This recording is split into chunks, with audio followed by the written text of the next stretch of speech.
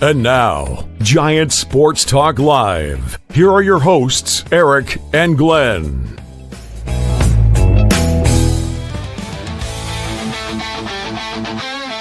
talking Giants every day. Get the final show. It better be the final show. It's going all night. From Covey Cove to the Oracle Park lights, Eric and Glenn keep the fire burning bright, fighting for the glory, no matter what it costs us, breaking down the moments from the wins to the losses.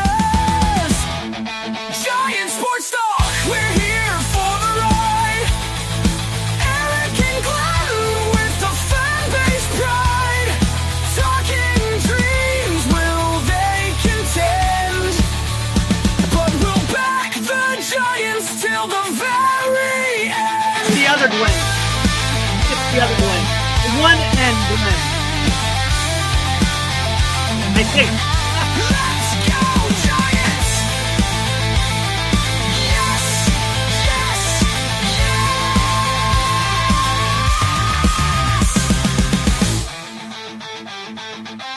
Oh! Eric and Glenn breaking it down, all Giants all the time.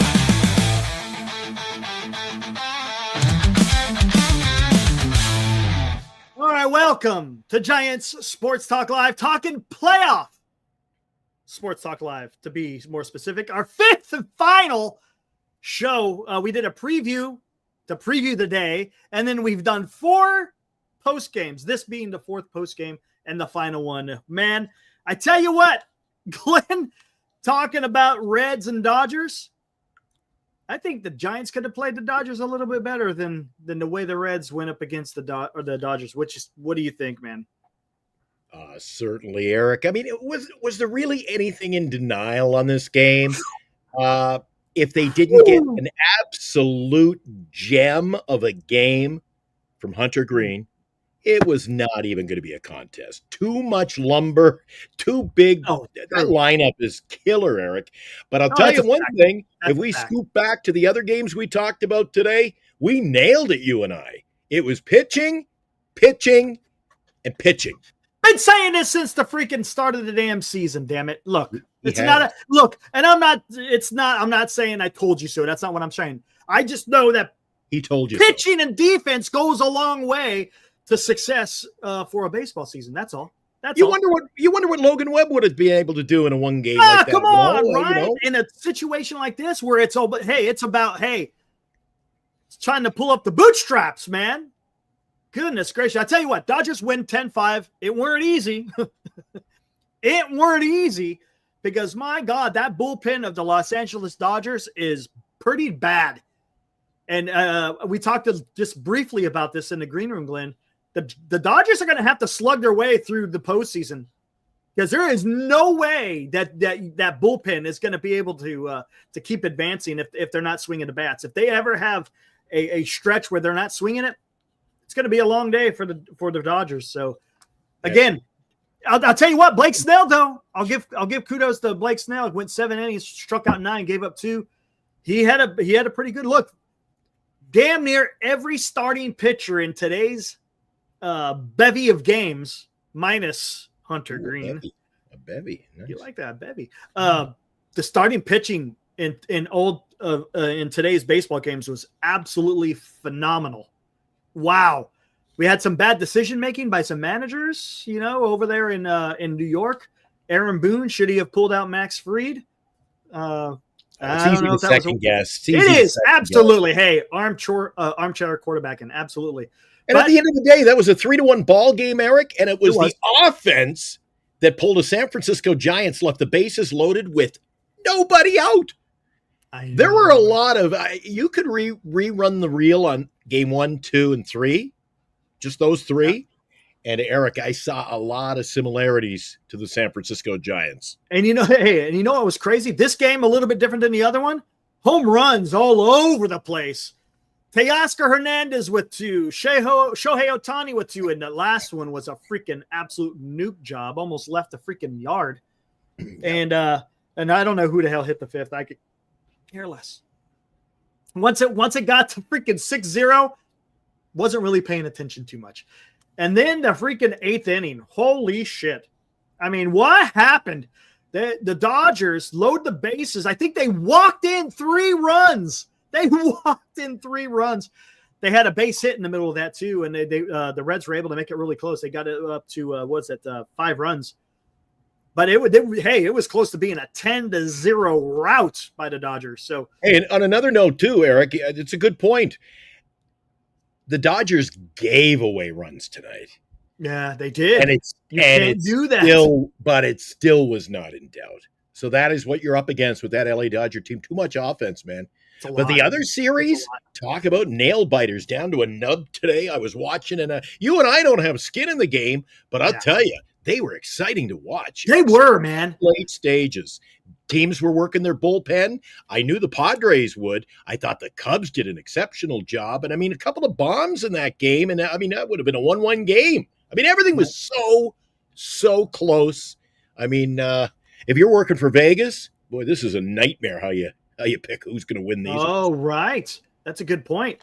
Look, tomorrow it's going to be the same lineup that we saw today. When I mean by lineup, the lineup of all the games. Going to have 4 games, 4 teams. You either got to win or guess what? You go home. You go home. Robert Rocha says, good point, Glenn. Dodgers gave the Reds away. And that's the thing. And Robert, to your point, you can't afford to do that in the freaking postseason. Look, you could do it when you got a 10-run lead, something like that. You could get away with it.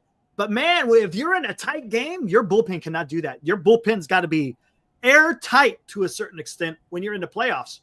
You only got so many freaking games to play, and you can't be messing around. And you go out there and you start giving away runs, it's going to come back and haunt you. Who did the Dodgers? I guess it's Blake Trinan is going to be their close. I mean, it wasn't a close situation today, but man, is that the only really guy that you can rely on at this particular time for the Dodgers as far as high leverage? Hey, plus I'm also going to say, Eric, you cannot just say they're a steaming pile of crap every night. So the fact that they gave away those runs tonight, the point I'm trying to make is you're going to get nights where the Dodgers do pitch well and still put up 13 runs, and it'll be a rout. I think with the offense that they have, it is such a detriment to everybody else's pitching staff to try to keep them in games, Eric. Yeah, and that's the thing. You start wearing them out, it's going to get a little weird, man, because, again, you only got so many bullets in that arm, especially, look, you just got done going through 162. You're tired. You may have a cranky arm, or so to speak. So, you're going to have to bear down, so to speak, because you're going to get called upon if the game's on the line and you're tired. Well, guess what? Suck it up, Buttercup. You got to get out there and throw the ball. I got an email earlier. I don't want to be called out, Eric, and I think you're going to back me up on this because you in particular, like my Canadian tuxedo I got on here today. Somebody saw this peek up there today. Dodgers. Where is it here? Dodgers and yeah. But I'm wearing that shirt you like today. That was a nice shirt. Yeah, you got that in your last game at Oracle Park, right? Yes, sir. And that's just by happen chance. It was the first thing I pulled off the coat hanger today, Eric. One of the only things I got clean since I got back here. But, I'm not cheering for the Dodgers. Let's go back, Eric. This one was for me, it was kind of a snoozer. It was just, entertainment purposes only. The other 3 games, tightly contested. Which was the game that you had your eyeballs locked on and you said that was the game? Because I might add, each one did have an element. Game 1, 14 strikeouts, a couple of home runs and a close game in the second, but a Boston game, not able to score the runs late. I mean, every game had some kind of an aspect of drama, didn't they? They did. No, there's no doubt about it. The only one that didn't have any drama was the last one. Detroit and Cleveland, right? You had a situation where the Guardians were down by 1 run. J-Ram hits a freaking ground ball to second base. Baez, was it Baez? Yeah, I think it was Baez. Yeah, I think it was Baez that made the play. I could be wrong. Throws a scud to first base. That ball takes off down right field somewhere.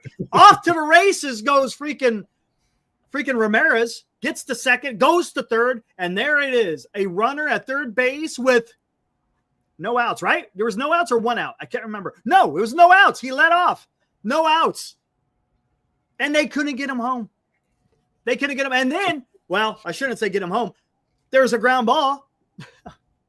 A ground ball to the pitcher. And what does Jose Ramirez do? He takes off for the plate.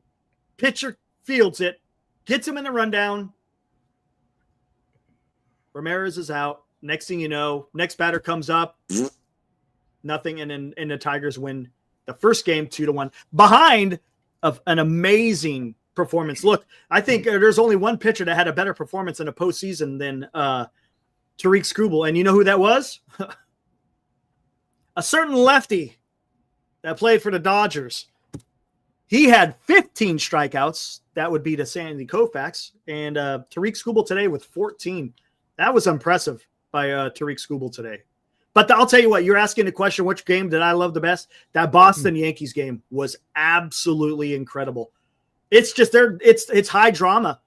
It's the Red Sox. It's the Yankees, right? It's the same thing over here. And most of you guys in here are Giants fans. So it's like Giants and Dodgers. They went toe to toe. Crochet, a masterpiece, just like Skubal, a masterpiece. And you know what I liked? And we talked about that on the postgame, the last postgame we did. Alex Cora stuck with his guy. Analytics be damned. He chucked that clipboard and said, my guy is getting it done, and I'm going to stick with him. And he stuck with him for 7 2/3, right? 7 1/3, I think. Something like that. And went 100 and something, 112, 114 pitches. His last pitch that he threw, if I'm not mistaken, was 100 miles an hour. He had pitch. I wasn't the last one. His at pitch 107, he threw it 100 miles an hour. The dude still had it. I love it. Dude, that's baseball, man. Now, we used to see that all the time. But for some reason, we've gone away from that. Instead of, hey, using your eye. It's okay to use your eyes sometimes. I'm not shitting on analytics because there's value to it. There's tools. But sometimes you got to use your eyes and you got to use your gut and say, you know what? My guy's going out there. He's taking care of business. He's stuck with him. And and it paid off. Boston won 3-1. You know what I did notice today, Eric? You don't have to agree with me. It's just an observation, all right? And let's see what the take is of the guys in the chat who watched the games along with us. When I saw Cora working his dugout, and I saw the interview in the final game, they interviewed coming back from commercial break. Did you see the interview with Francona? Francona was able to verbally break down what he wanted, what his pitcher had to do, how the rough start. These are managers, Eric. This is something I haven't seen from the Giants in their dugout. These guys can manage. We need a manager who understands the game to a degree where he's part of the game. I didn't find our manager was part of the game. It was like he stood idly by and he was just, are we going home soon? These managers, Eric, are involved, and I thought they did a hell of a job today. Like you said, Cora, I think you and I were in the green room earlier, and you said, "Hey, did you see Cora?" And you threw the papers. Yeah. That's what he did. He threw the papers. And we need a guy, Eric, not to harp on the Giants on this show, but we need a manager, Eric. We need a manager who will understand the importance of analytics, but not live and die by analytics. Mm-hmm. And you know what? It's funny how you mentioned that. Glenn, I had a nice conversation with FP tonight on KMBR. He chimed in today. He was on KMBR talking Giants baseball. I gave a call in. He was talking about a manager. He had a certain idea. You know who his idea of who should be the San Francisco Giants manager should be? Don't tell me Edgar Martinez. No. Okay. No. Buster Posey. He thinks Buster Posey should be. Remember when I was just joking around, right? But Look, I can't disagree with that, but I had a nice conversation and we were talking managers and who should it be? It's got to be a communicator. It's got to be a guy who understands the game and such. It was a fun conversation. I really enjoyed it. That was good stuff on KMBR. But we probably live in an era now, Eric, where, you can't wear that many hats. Can you imagine going back to the, if this was 1915, I could see him being part owner, the Pobo, he'd drive the bus, he'd do everything, Eric. And well, you know what's funny? Eye on in the dugout, I'm telling you. And I guess there's the what do they call that? The Ted Turner rule or something, where a owner cannot be a manager or something. I don't know what the exact rule is. FP was talking about it. Why is so that? He would have to give up ownership, which is okay, right? If he wants. Why is that though? Did he give you an explanation? I think it's why. Well, you got to look it up, whatever the Ted Turner rule is. If you Google that, I guess it explains. Maybe it has to do with conflict of interest. I don't know what it has to do with. I don't know. George Steinbrenner had his fork in the. Yeah, well, maybe you got to remember. Well, I think the rule passed after he was done being. After he passed. Yeah, all right. Exactly. So, but did you see the news? We'll divert just a little bit here. Albert Pujols is going to be the new manager for the Los Angeles Angels of Anaheim. I didn't see that. I had just seen earlier this evening that they weren't renewing their manager. Washington's getting a little long. Well, he had some health. He had like a double quadruple bypass. So, yeah. It's time to kick up and have a few Coronas for him. He just relax, Eric. Exactly. Relax. Absolutely. But again, to get back to these games, man, I tell you, it was just awesome baseball up to the last one. The last one, look, being Giants fans don't like to see the Dodgers go run rough shot over the Reds. I was hoping the Reds are going to put up a bit of a fight. Look, 2 more games to go, but here, let's look at what's on tap for tomorrow. This is what doesn't give me. I know people won't like this comment from me, Eric, but at the end of the day, if the Dodgers win, you know what? I'm not going to get all heated on. My team's not there, Eric. So I really don't care if the Dodgers win or Boston wins. I'm watching for entertainment purposes as just a casual baseball fan at this point. I just want to be entertained, Eric. I just want to watch some good baseball. And we did. We saw some good baseball today. Now here's tomorrow. This is what's on tap for tomorrow. Again, 10, 12, 3, and 6. Exactly like how it was today. For Detroit, Casey Mize grabbing a ball for the Tigers. And then Tanner Beebe is going to go for Cleveland. So we'll see how that will transpire. Dylan Cease will go for San Diego. Andrew Kittredge, they're going to be a bullpen game for the Cubs tomorrow. How about that? Interesting. I don't know what that's going to be about. I think Boston may be doing the same thing. You got Brayan Bello going for the Red Sox. Carlos Rodon. You know what's interesting about that, Eric? Now, you explain that to me, because I have no comprehension of that. If the Cubs are going with a bullpen game in a short series like this, I think I know why. Why? They want to keep a guy ready for game 1 for the DS. That's my guess. I could be totally wrong. I'm just guessing. They don't want to spend all their bullets, even though it could be win or go home. I guess it's all going to be dependent on if San Diego wins 2 in a row, Eric, Merry freaking Christmas. You should have pitched somebody. Yeah, Jesus. I know. Play those games, and that'll come back. I'm telling you. And then that'll come back and haunt them if they do that. Look who is going for the Cincinnati Reds. Forever Giant Zach Littell against Yamamoto. So, man, look, Littell had a decent season, but is that the guy?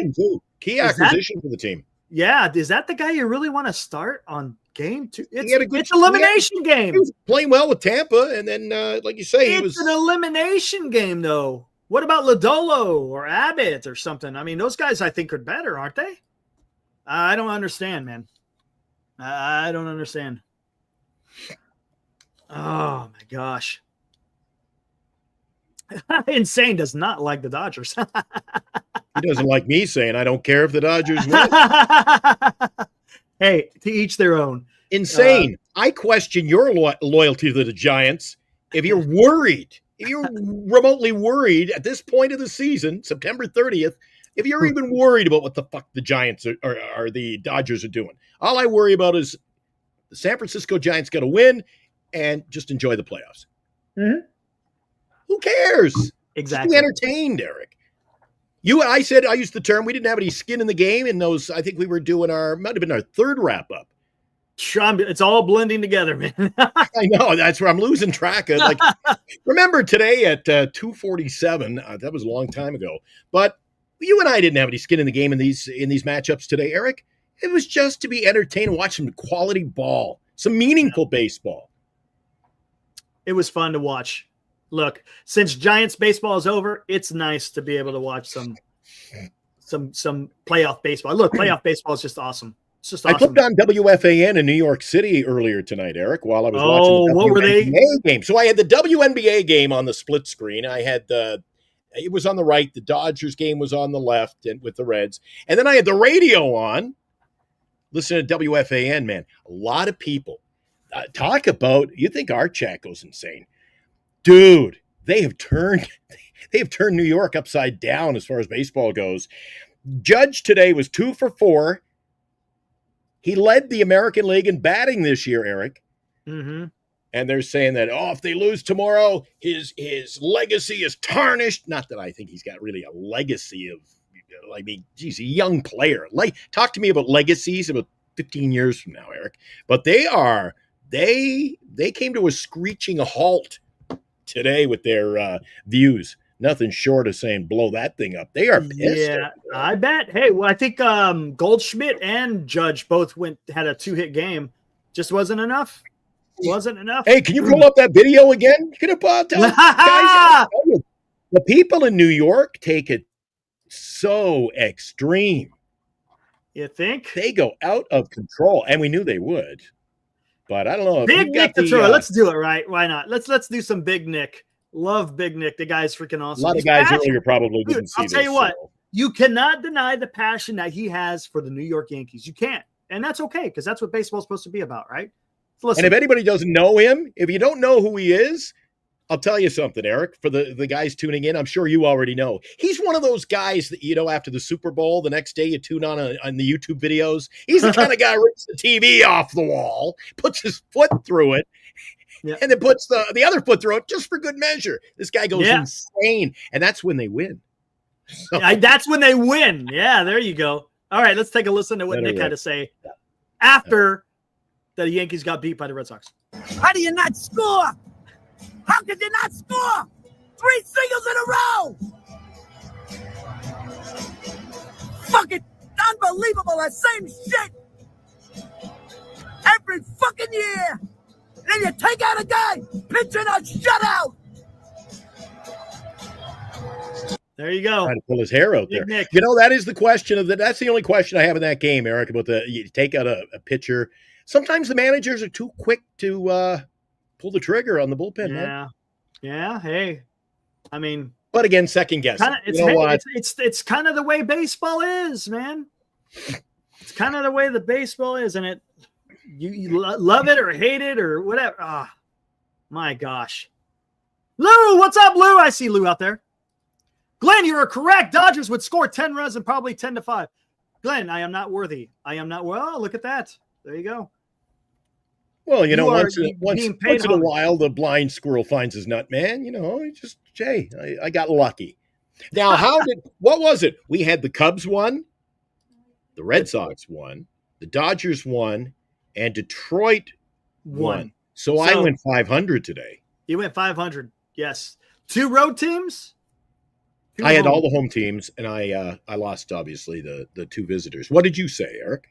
For this, I wrote them down, but go ahead. I'm trying to remember. I think I just went for the series because I thought Detroit would win because of Skubal.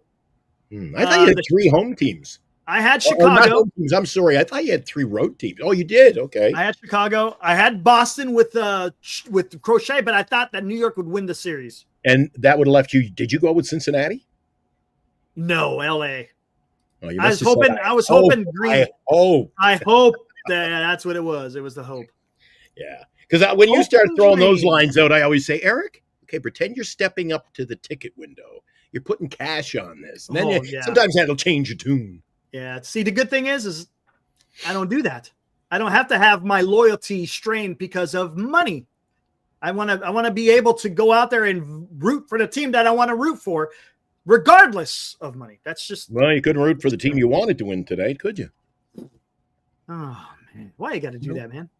Well, I'm just saying, I'm kind of disappointed. And again, I saw so many aspects of Giants baseball throughout the day. Yeah. I know. I right.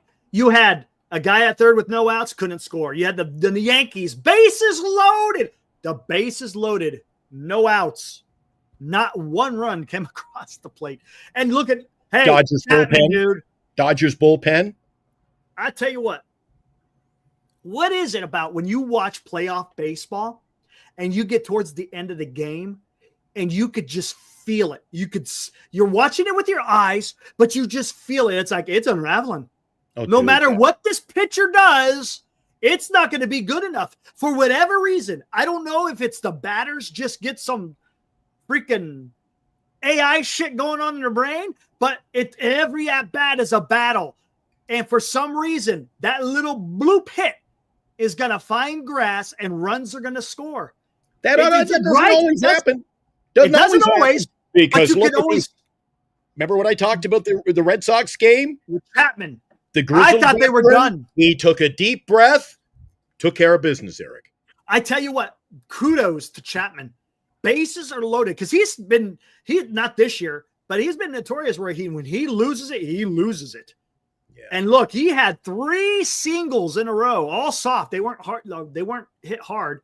But when you got the bases loaded with no outs, it doesn't take a hard hit ball. And what did he do? He got a strikeout. He got a fly out to right field that wasn't deep enough to score, and then another strikeout. Boom. And it was over. Game quality closer. Over. Now that's a closer. And they got 2 closers. They got Whitlock and they got Chapman for the Boston Red Sox. I mean, it's going to be – Boston may have something here, guys. Well, after watching even that tight game with the Yankees, I think Toronto Blue Jays can beat the Yankees or Boston next round. We'll remember George, my dad said that he says they're either winning the World Series or they're out the first round. Yeah. So he says this team is, he kind of looks at them like our Giants. He goes, this is just, they just let you down, Eric. I tell you what though, you got to be careful. The teams that have buys, sometimes they lose that edge. A little stagnant.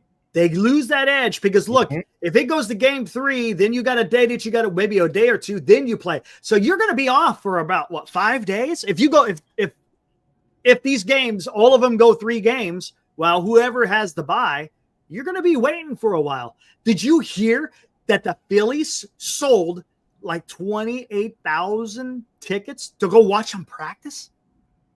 They sold like 28,000 tickets to watch the Phillies practice. We're talking practice? Practice. We're talking practice. We're talking practice. We're talking practice. Who's that guy you played the video? How do you say? Is it not Turturro? What's his name? Big Nick Turturro. Turturro. I get him confused with Turturro. Apparently, I just saw it made me laugh. Ocean's Home, as Kruko would say, got to tip your cap to the pitcher, Yankee fans. Well, apparently nobody told that to him. Hey, they don't care. They don't care. No. And then it's to be honest with you, it's a little bit more salt in the wounds because it was Boston. You know, that is their arch rivals. Well, think about this, Eric. After they traded away Rafael Devers, I thought they were going to sort of mail it in this year. I really did. You took out an all-star piece right there. You took away their star Devers. That was their superstar. The team got better, and we got worse. No, happens. But look, you can't put it on one guy. The team came together. Boston came together, and that's fine. The teammates came together. I'm not blaming that. No. I know that. I'm blaming you. I'll take it, man. Okay, man. Take one for the team, eh? Take one for the team. But I tell you, a great lineup of baseball. Hey, guys, we're going to see. We might be having a special guest come on. We'll see here shortly if he's going to be able to join us, but it's going to be a great baseball conversation. But hey, you want to talk more? Hey, the big talk is, who's going to be the manager? FP floated out Dustin Pedroia. I never even thought about Dustin Pedroia. Dustin Pedroia. Oh, where did that come from? Yeah, how about that? Kind of a fiery guy, motivate the guys. He's a no-nonsense My type God, of baseball player, there right? are aliens coming in with picks for who's going to be. Oh, and by the way, manager. he's from not the Bay Area. He is from Kyle McKiernan's neck of the woods up there in Chico, if I'm not mistaken, is where he's from. Somewhere in that area. They can keep him in Chico. I want Edgar Martinez. That's who I want. You want Edgar, don't you? You want Edgar. I want Edgar. I threw a curve by everybody yesterday when I pulled that one out of my hat. That was a good one. I like Lou's Will Venable. That's another good pick. Another great pick. Okay, let me ask you this, Eric, without going into names and details and in an elongated discussion about it. Do you think it could be a shocker, a stunner, a Venable, a Martinez? Or do you think, again, that they play it safe? I don't think he plays it safe. And the reason why I say that, look, this is going to, if you think about it, this decision that Buster Posey is going to make is going to determine what the legacy of Buster Posey as an executive, not as a player, but as an executive. This is a huge look. This last year was more of a play it safe. Let me see what I got. What do I have to do with this club after me being able to watch these guys every day for 162? And he analyzed it all, and he made his decision that Bob Melvin is not the answer going forward. So now you got to find a guy. It's got to be long-term. It can't be this, hey, let's give you a 1-year deal. No, that's not how it's going to work. We've had too many. Look how many managers we've had in the last few years. We went from Bochy to Kapler to Bob Melvin. Now we're about to have the fourth one. So do you got to get some continuity, so to speak? Buster Posey's going to be here a while. He's going to pick his manager that is going to be here for a while. So look, this isn't going to be a trivial move. This is going to have to be a guy that is willing to come here and want to win. Yeah. And it's not going to be some kind of a loose cannon pick. It's going to be somebody who works in conjunction with Buster. Yes. His sidekick, so to speak. A guy he can work with. Correct. Because you can't have a hothead manager who's just. Although I did say, I think it was the show last night with Lou and yourself. I think it's going to have to be somebody who says, I want the job. I interview for the job, but I tell you going in, leave me alone to run my team. I think it's got to be a guy who's given full run and reins on that Absolutely. Team. Right. And again, that means Buster Posey's going to have ultimate trust in the manager to be able to do that. Exactly. You can't just look. I can't go out there and say, "Hey, Joe Schmo, I don't know a damn thing about you, but you got full autonomy." You can't do that, right? You're going to have to. And FP brought up a great point. What you got to be careful of? Some guys can come into an interview process and blow away the interview. Doesn't mean he's right for the job. True. But he knows how to look. And he used the example of Kapler. Kapler probably blew away the executives of the San Francisco Giants at the time, and they're like they were sold on, well, his presentation at the job interview. So you're gonna have to be careful. Look, it's not going to be easy. The person has to have a resume, of course, of doing it before, but you also got to be leery. You got to ask specific questions. Kind of get what is going on in your mind type of situations, because hey, you're going to be the guy, and I got to be able to trust in what you're going to do with the club. Let's just hire Totoro or whatever the hell his name is. Big Nick, get him on the phone. Get Nick on that assignment, Big Nick, you're hired. Yeah. Oh man, I bet he'd go out and ruffle a few feathers with the umpires during the season. Just a little bit. Every single game. What are you talking about? Every single game. Was I off base? Was I off base, Eric, when I made the comment earlier? Let's go down this road. When I said that watching today's games, especially Cora and watching Francona manage, and I'm sure the others were. I mean, I didn't get just let's talk about it. They were guys engaged in the process, Eric, where all I ever saw from our manager was he never went out to beef with the umpire. Mm-hmm. What a guy who's hands-on, who's out there. I mean, you gotta be smart like a manager. Whatever happened to the managers, Eric? Like Lou Piniella, who goes, geez, we're down by 2 in the 8th. I'm just going to go out and cause shit just to get kicked out of the game and fire up the team. Nice. And I'll tell you what, Glenn, There was two managers that stood out to me tonight. Two of them.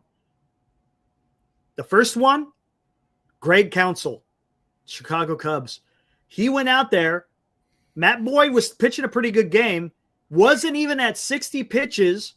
Went 4 1/3, and he went out there and he gave him the hook. And I was like, what is going on? Why is he pulling him so damn early? Now, was that because of analytics? Or was this because it was a game plan that they had? Because look, that means the bullpen had to go 4 2/3 to finish out the game. You're using up your bullpen in the very first game of the playoffs. And I'm like, man, there was no reason to. It wasn't like Matt Boyd didn't have anything.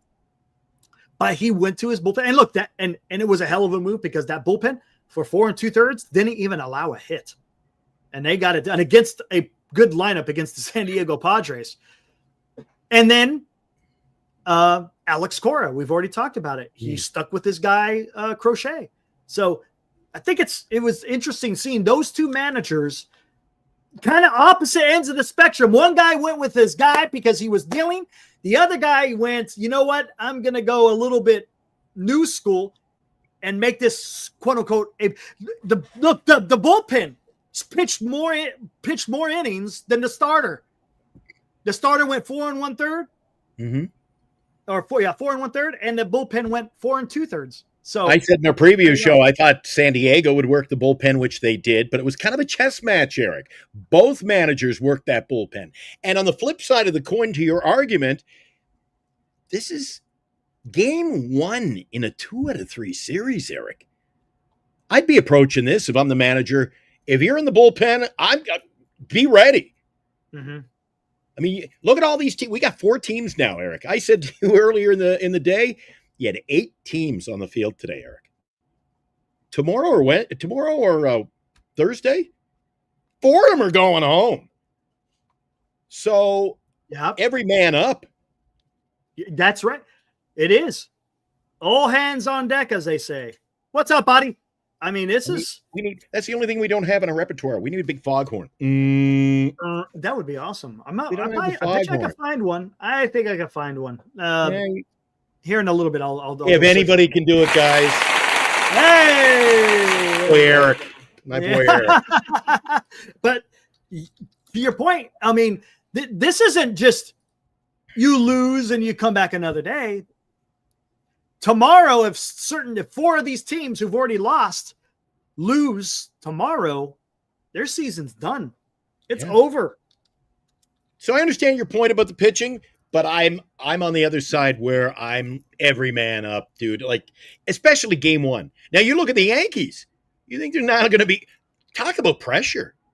It's 2 out of 3. Boys, there is no room for error now. No margin for error in the next 2. It's do or die. Do or die.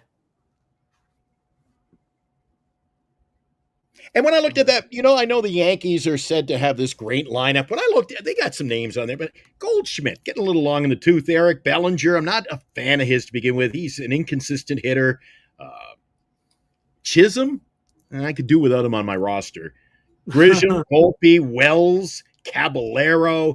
Of course, they've got Judge and Stanton who can hit long balls there, Eric. But I find that a very disjointed roster for some reason.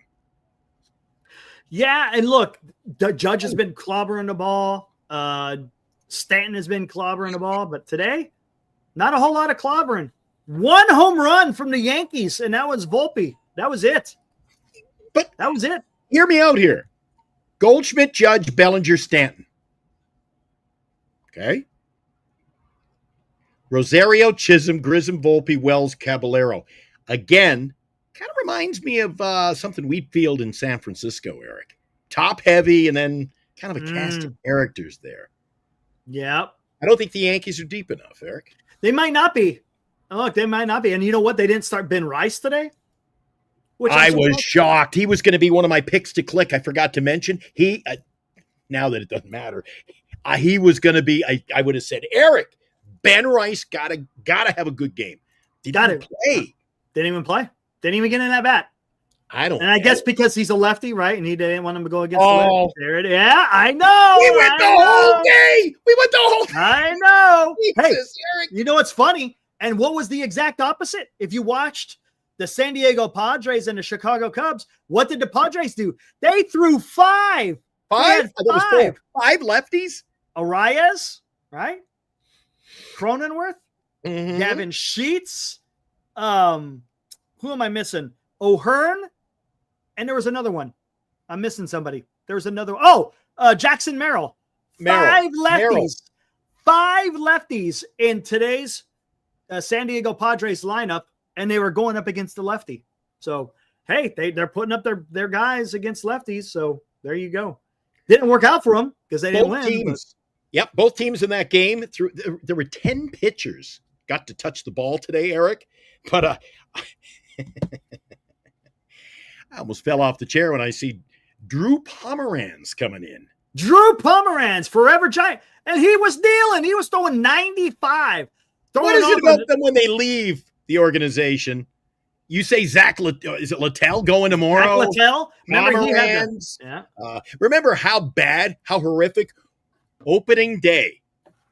Opening day, one game in the guy's career, for whatever reason, was defined by Giants fan Connor Matt Joe. Boyd. That's right. Matt Boyd Connor was on Joe that. played well in Pittsburgh last couple of years there. So, dude, when they get out of town, get out of Dodge, something magical And happens. Matt Boyd was a Giant, but he never got to the big club. He was always in the minors because he had injury. So the Giants, Farhan in his infinite wisdom loves to sign injured guys. He stayed in the minor. The Giants wind up trading him. This was a couple of years ago, and now he became pretty good.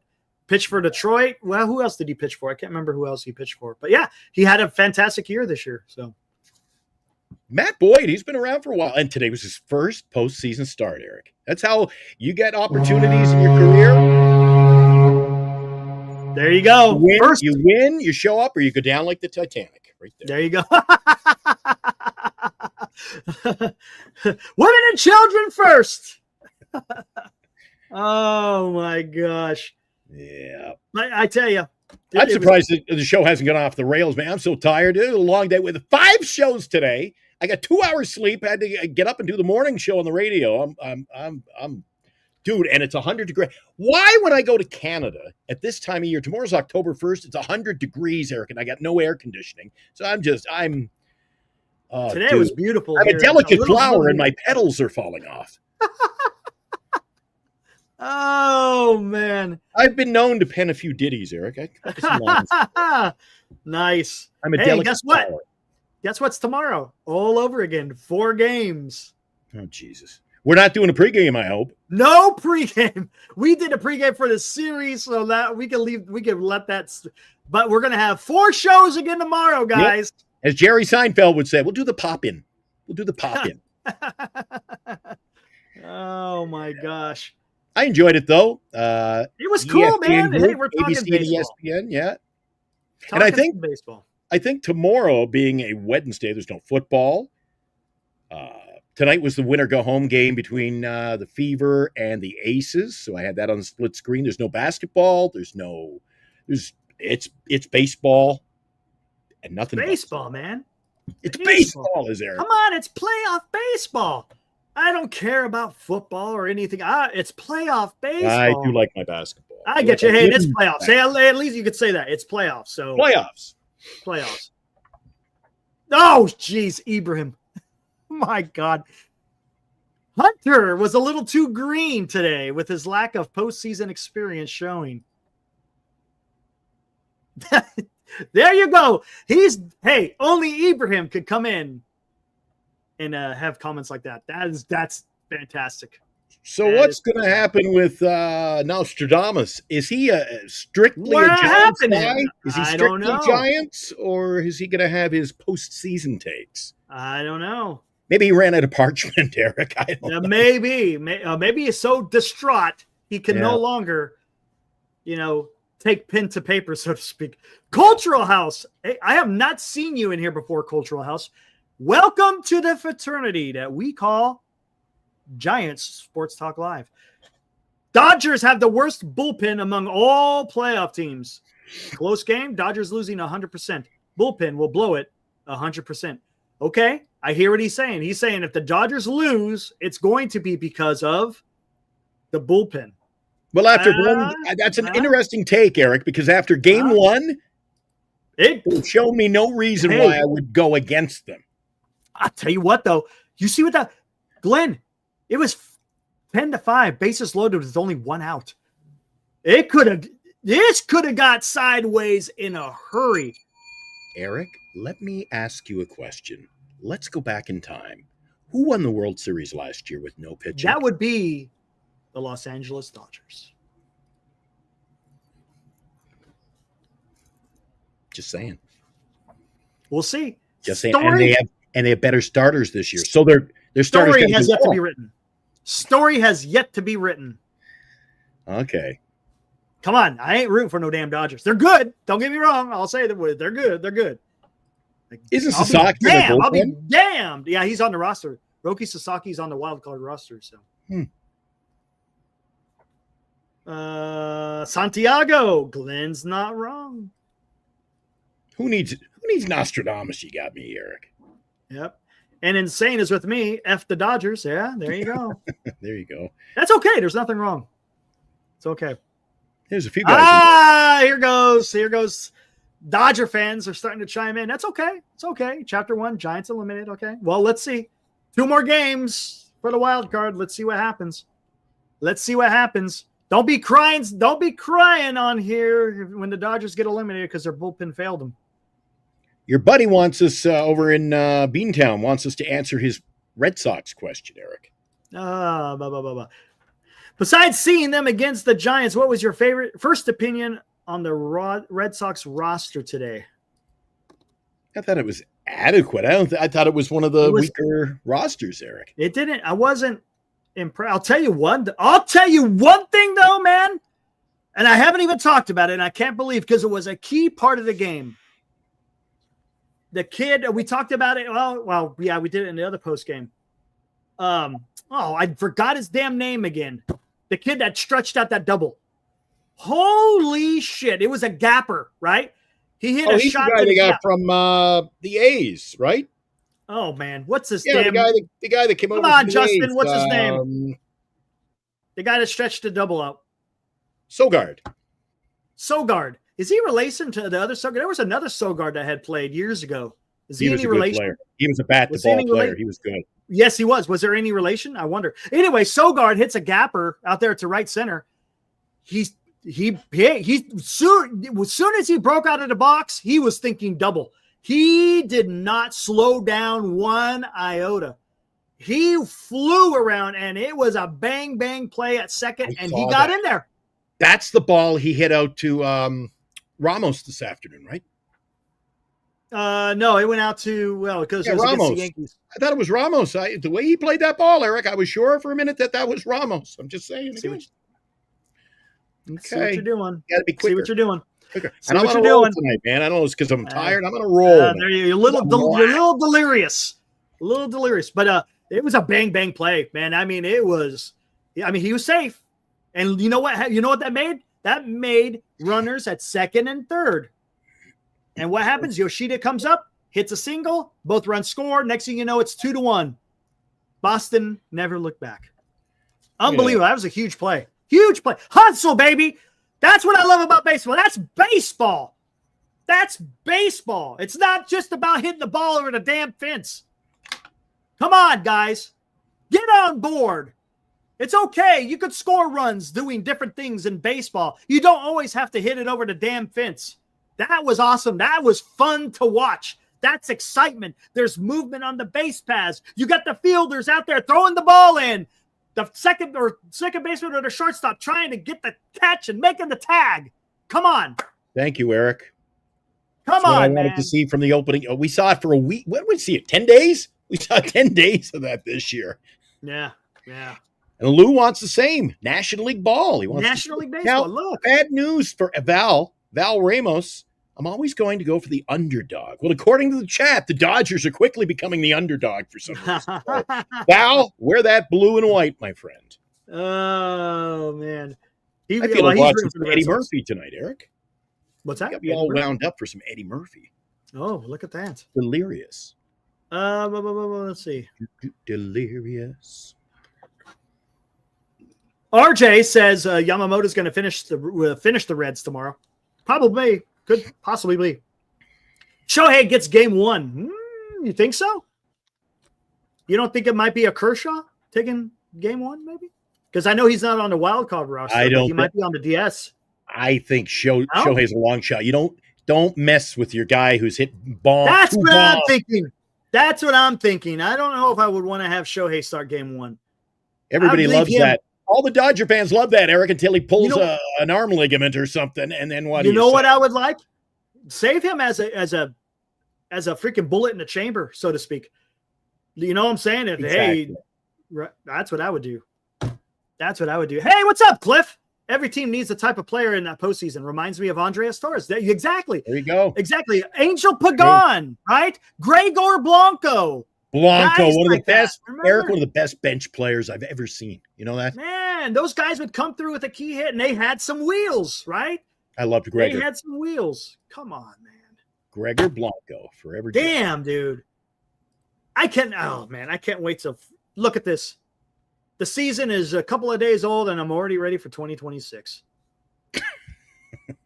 You and I both.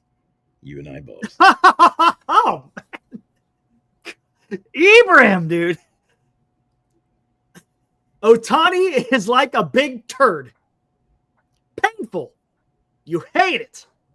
It makes you strain, but you can't deny it makes a splash. He's outdoing me tonight. Oh, my goodness. Oh, my God. That's pretty damn good. Right? That kind of the mental picture that I get is horrific, but I get the point. That's pretty good. Oh, my gosh. Oh, Insane Sports. Eric and Glenn, what do you think is that surprise breakout postseason player this year? For example, Randy Arozarena or Eddie Rosario. Ooh, what do you think? Who do you got as that guy who has a hell of a postseason? That guy will be Trey Savage. Oh, really? The young pitcher for the Blue Jays. Blue Jay starter they called up. Interesting. Let's see. In 2010, it would for the Giants, I would say it would have been Tim Lincecum because he was just dominant, right? I guess 2012, Pablo Sandoval was the guy. Oh, I thought you meant who this year? Yeah, this year. Okay. Yeah, for this year. I'm just thinking of Giants of yesteryear. Giants of yesteryear. All right. And then, of course, 2014 was Mad Bum. But, that's interesting. Who else?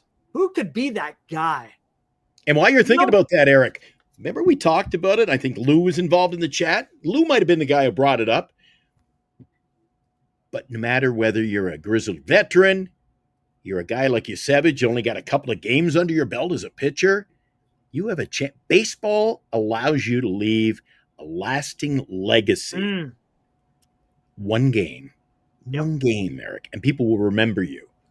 Perfect example. Let's use Gregor Blanco. What is he known for? That beautiful diving catch, right? It's a moment in baseball, and his name will never be forgotten, especially if you're a Giants fan. But look at Mad Bum. Mad Bum, tremendous pitcher, Eric. But what will everyone remember? Postseason, Game 7, going 5 innings of relief. I still remember that, Eric. I was watching that game, and I'm thinking, you talk about pulling a pitcher. I'm like, he's going. If you and I had known each other, I would have been on the text. He's going out for another inning, Eric. Yep. It's like they're not pulling the pin on this guy. It was unbelievable. It was funny because I didn't know if he was going to go to 09. But when I got scared because it was Game 7. Tim Hudson had nothing. He had nothing. He didn't even go 2 innings. And there goes Bochy having to go to the bullpen. He had to go to Jeremy Affeldt. I'm like, oh, son of a bitch. And he goes 3 innings, and that's huge. That was huge for Affeldt to go 3 innings.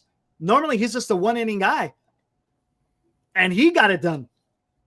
And then out comes Mad Bum. And you're like, oh, here we go. Let's go. Let's see what happens. Dude, it was unbelievable. Unbelievable. You know what I'm going to say?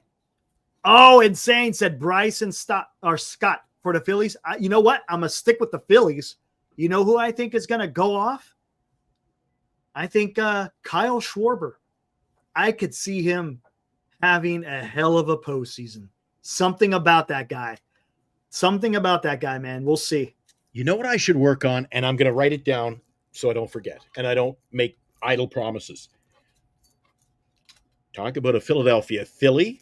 I know you're talking about. Who has memories in the postseason, World Series ring. Yeah. Give my old pal Matt Stairs a call. A ring? Yeah, see what he's up to. We can get him on a show. Problem is, he's not only Eastern Zone, he's a zone over.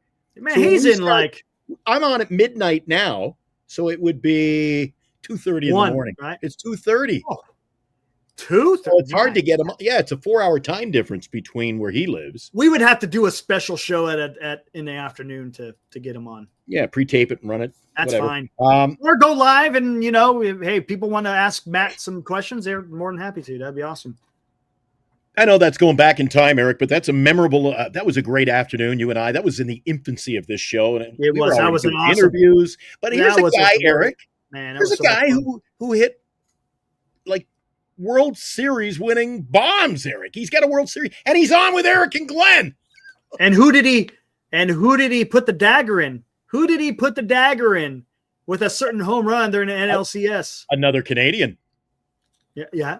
He wind up putting the knife in the back of the Dodgers back in, what was that, 2008 or 9? Do you remember who the pitcher was? No, I don't. Let me look it up. I have to look it up. French-Canadian pitcher. A French-Canadian pitcher. So it was two Canadians. Matt Stairs, he's from Fredericton, New Brunswick, and the pitcher was French-Canadian. There's not that many you think I would remember. Yep. It wasn't Gagne, was it? Eric. It was Gagne that he hit it against? Oh, yeah. Wow. Do you remember the play? And Mark came in and is letting us know. Here, hold on. Let me do something. Let me go look.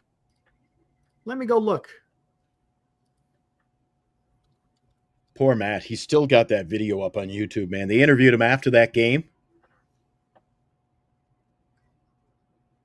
It was tragic, Eric, his interview. Oh, here we go. Hold on.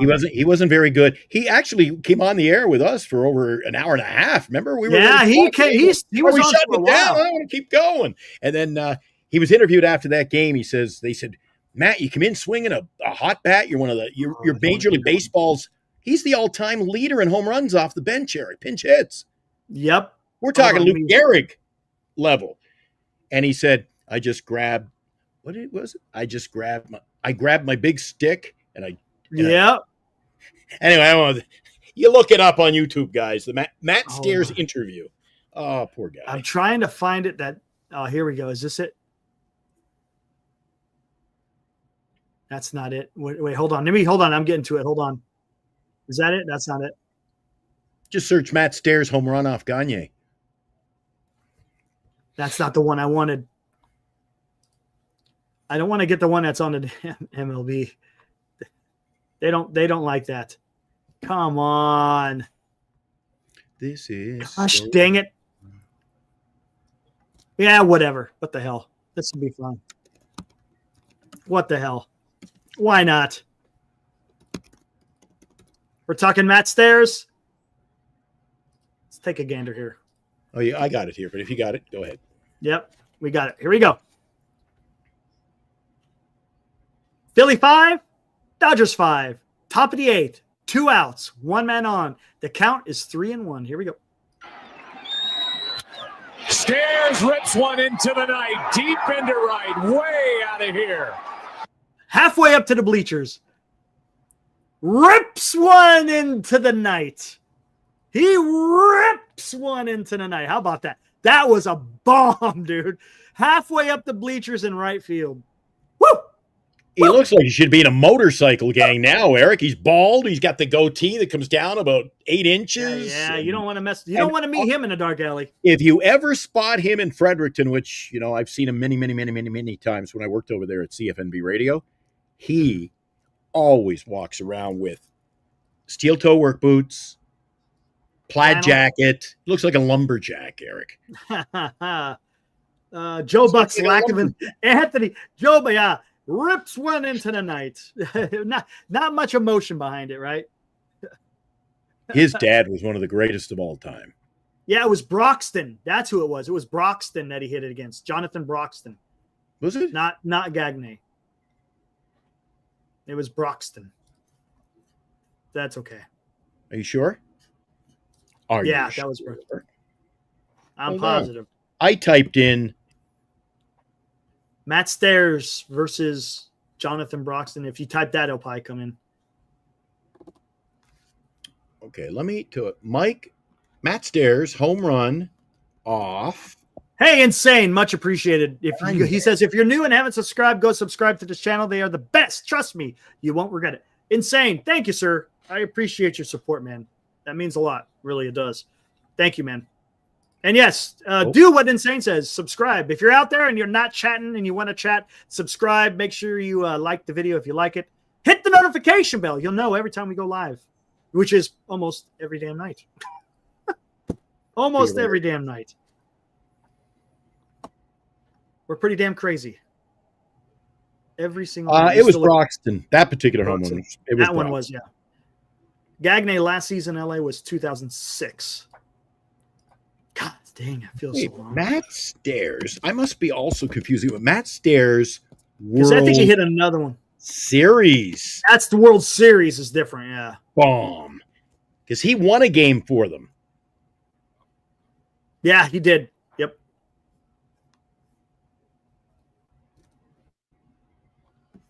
Matt Stairs. How many home runs do you think Matt Stairs had in his career, Eric? Oh, wasn't he at 300? Didn't he have 300? 265. 265, not quite 300. Yep. Meanwhile, when he played over there in Korea, Japan, Nippon, I think that's Korea, had 6 career home runs. He talked about his playing over there in our interview, Eric. Yeah, he did. I may look that up. Not this week. I get too much baseball going on, but I'm going to have to revisit that interview and listen to it back. Yeah, why not? It's good stuff.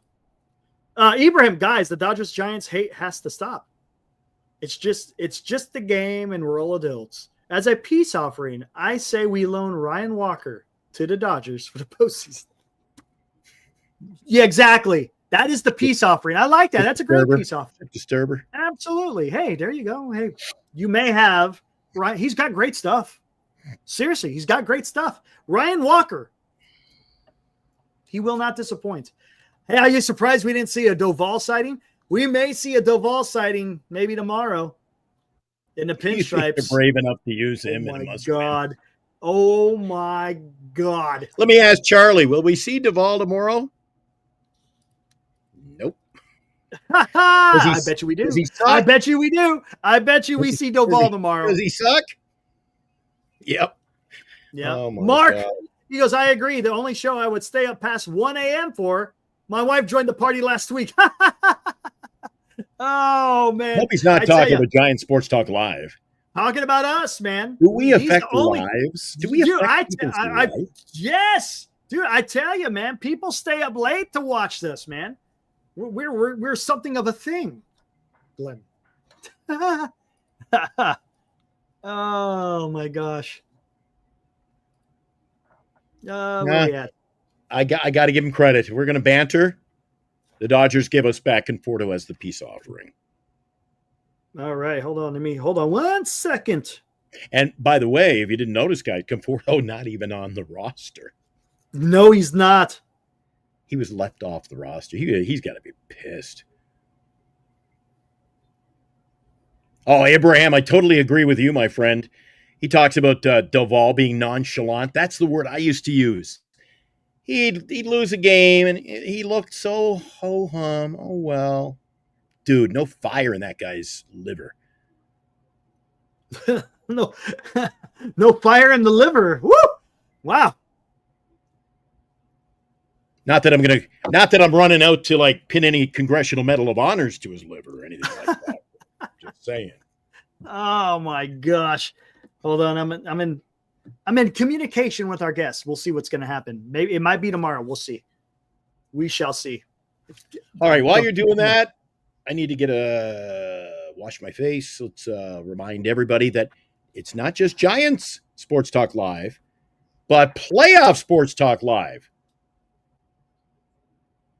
Brought to you by our proud sponsors of Giants Sports Talk Live.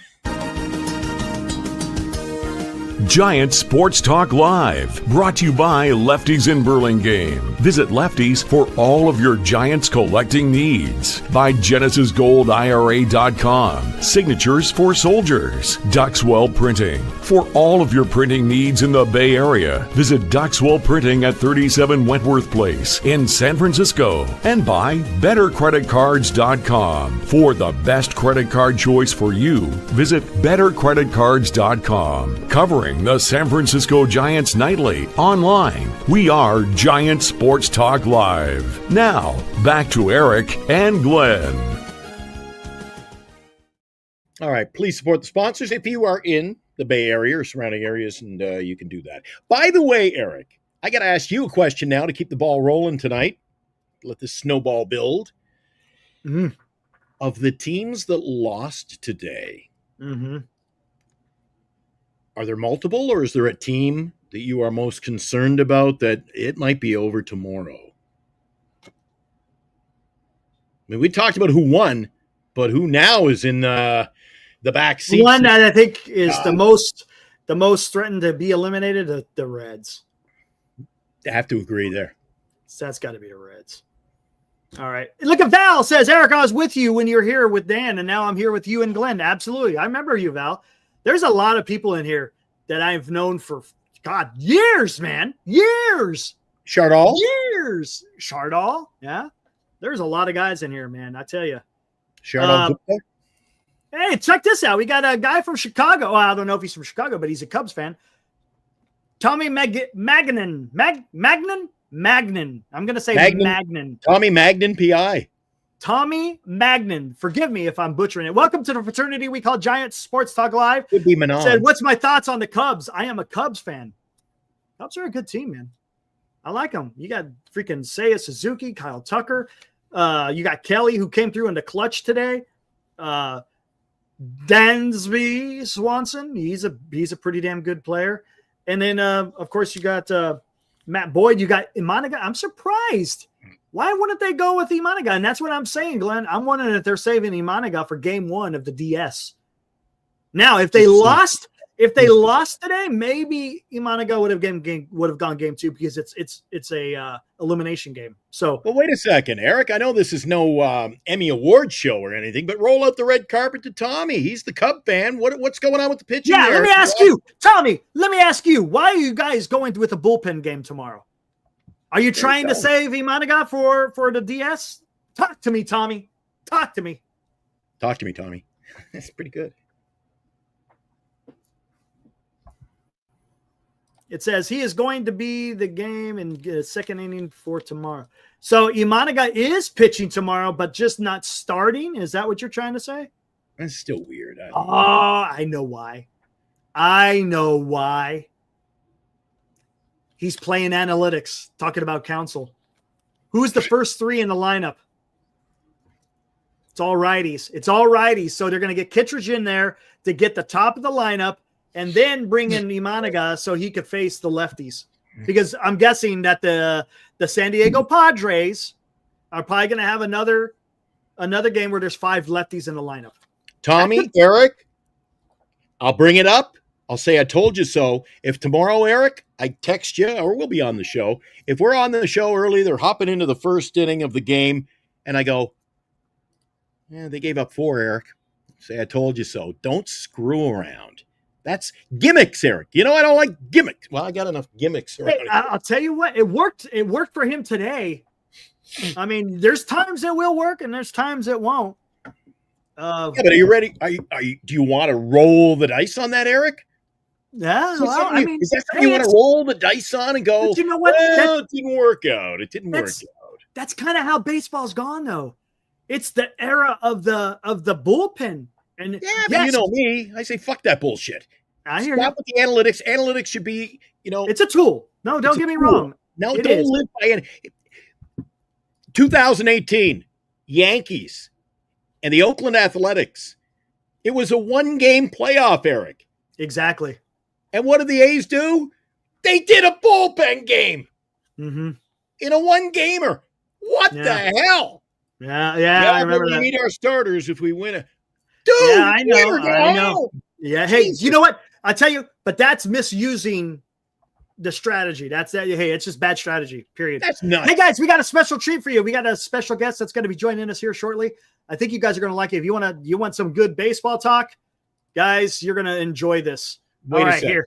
Yeah, go for it.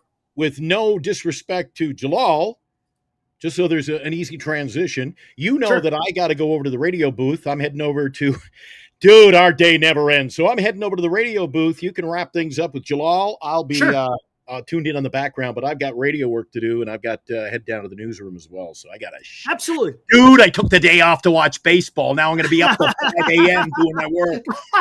Hey. Jalal, Eric, have a great show. Eric, I'm going to talk to you for 4 shows tomorrow. Do it all over again, man. Let the fun begin. Had a great day with you, Eric. Awesome. Thanks, Glenn. Lights out, guys. Have a good night. See you in the we'll see you in the AM tomorrow. Please don't remind. All right, here we go, guys. Without further ado. And now, another special guest appearance on Giant Sports Talk Live. All right, here we go. The one and only Jalal Leach. What's up, Jalal? Eric, how you doing tonight? It's going well, man. Hey, first and foremost, it was great to see you Saturday evening over there in at the Vogue Theater in San Francisco. We both had the pleasure of watching, which was absolutely fantastic. That was a great movie. I really enjoyed being able to watch that. And look, I was happy to invite me and be able to go see that movie of his life. So it was awesome. Yeah, Marty is a beauty. I mean, and just hearing his story, growing up or being born in Brooklyn and then moving down to Miami, being a trial lawyer. I mean, he is a tremendous, not just baseball person, just human being. My girlfriend, she couldn't stop raving about him. And she even told absolutely. Yeah. Absolutely. And I tell you what, and I'm glad you said that, because it really highlighted the man that he is. And he look, when they talked about his last trial and the stuff he had to go through it was incredible. And to be able to transition, from being a trial lawyer into being, the baseball guy that he is, it was just tremendous. I really did enjoy that. Yeah, he is a beauty. From the first time I met him to the present, just a great human being, and I can't thank him enough for inviting us to come down and watch. Yes. And I learned a lot, so it was really good. It was. Well, Jalal, a lot of baseball today, man. I mean, this is crazy. 4 days of playoff baseball. It's a little bit different, right? We're not used to seeing that much baseball in one day, specifically baseball or playoff ball. The kind of the common denominator today, the starting pitching was just absolutely incredible today, man. The guys went out there with Tariq Skubal and Garrett Crochet, Blake Snell. Gosh, who else was out there? Gavin Williams was pretty good for the Guardians. Again, you got the pitching and you got the defense, and you're going to go far in the playoffs, aren't you? Oh, no doubt. That was the Giants' recipe in their championship years. And I think every teams that win every year, you have to have starting pitching and quality starting pitching and good defense. So I know I kind of came on and heard you guys or Glenn ranting a little bit about analytics, and it's just I'm not anti-analytics, but it's like every time, and I didn't see all the games today. I watched bits and pieces, but it's funny to me how when the games mean something, there's a lot at stake. They play old school baseball because you're trying to win for the day, because there may be no tomorrow. So it's like they throw everything out, and you see guys shortening up with 2 strikes trying to put the ball in play.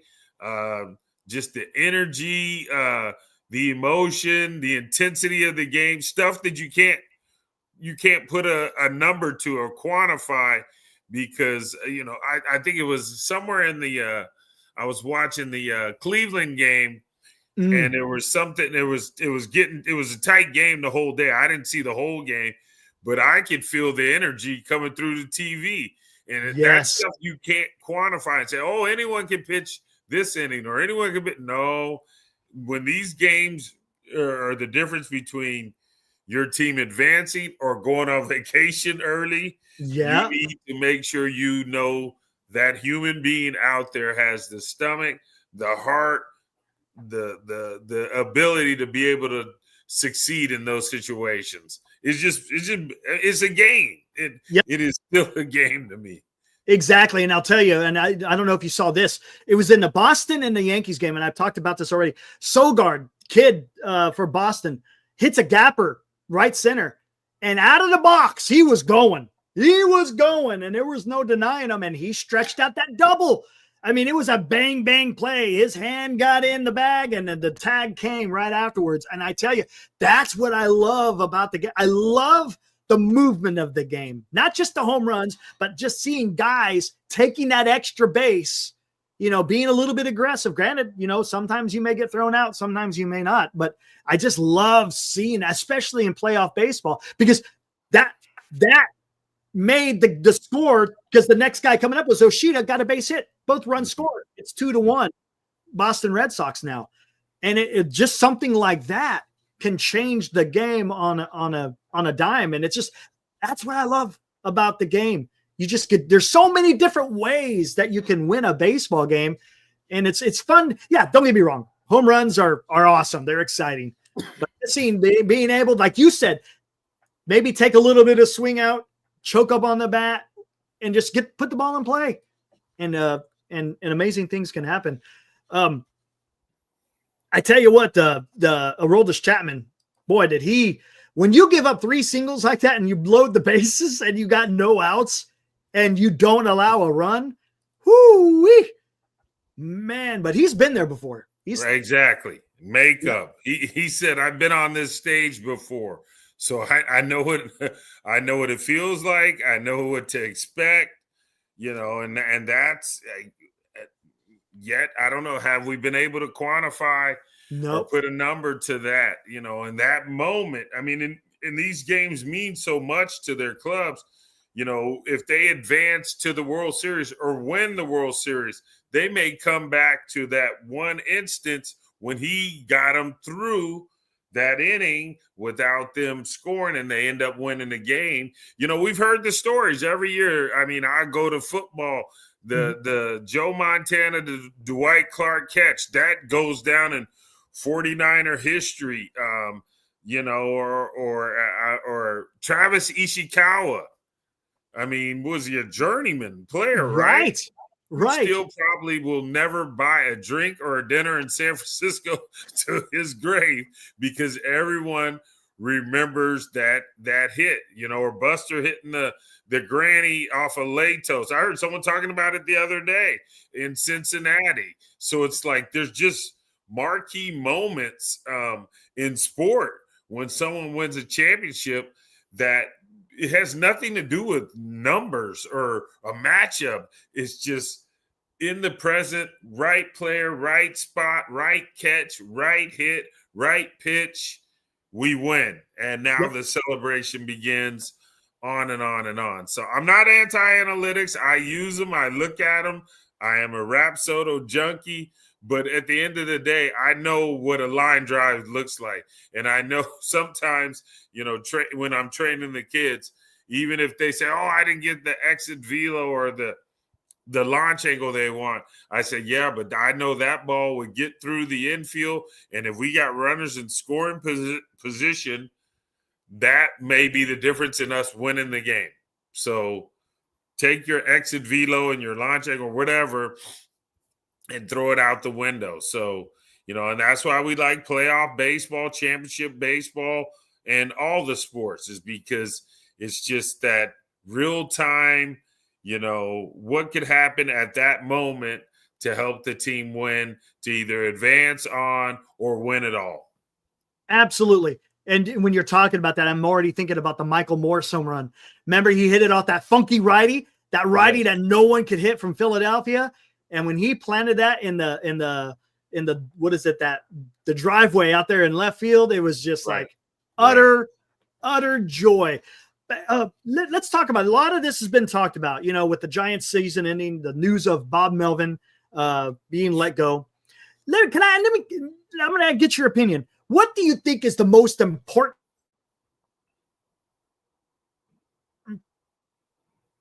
trade in getting a new manager? Because this is one of his most important decisions he's going to have to make. Oh, am I here? You froze at the beginning. All I heard was, what is the most? There you go. Okay, what is the most important trait that you should be looking at when you want to get a new manager? Buster Posey, look, this is probably going to be one of his most important decisions he's going to have to make as a Pobo.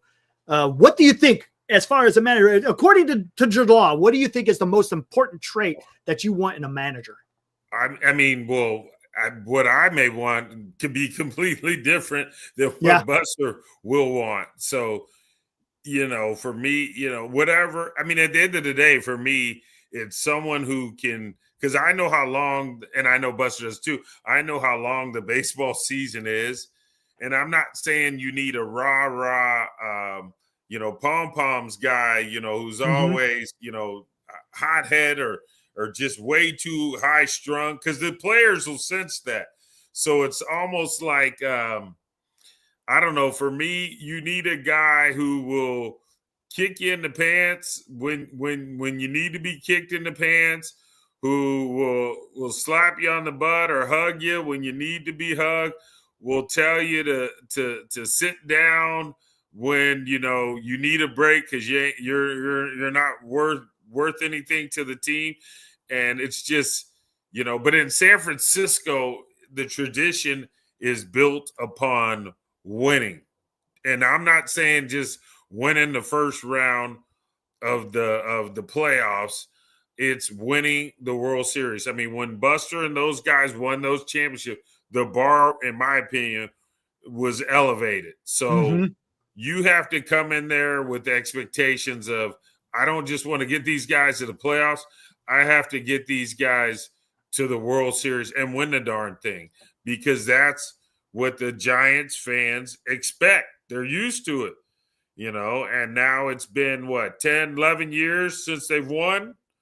So it's like, there should be a little anxiousness, like, hey, we've got to get this thing going in the right direction to try to win this thing again.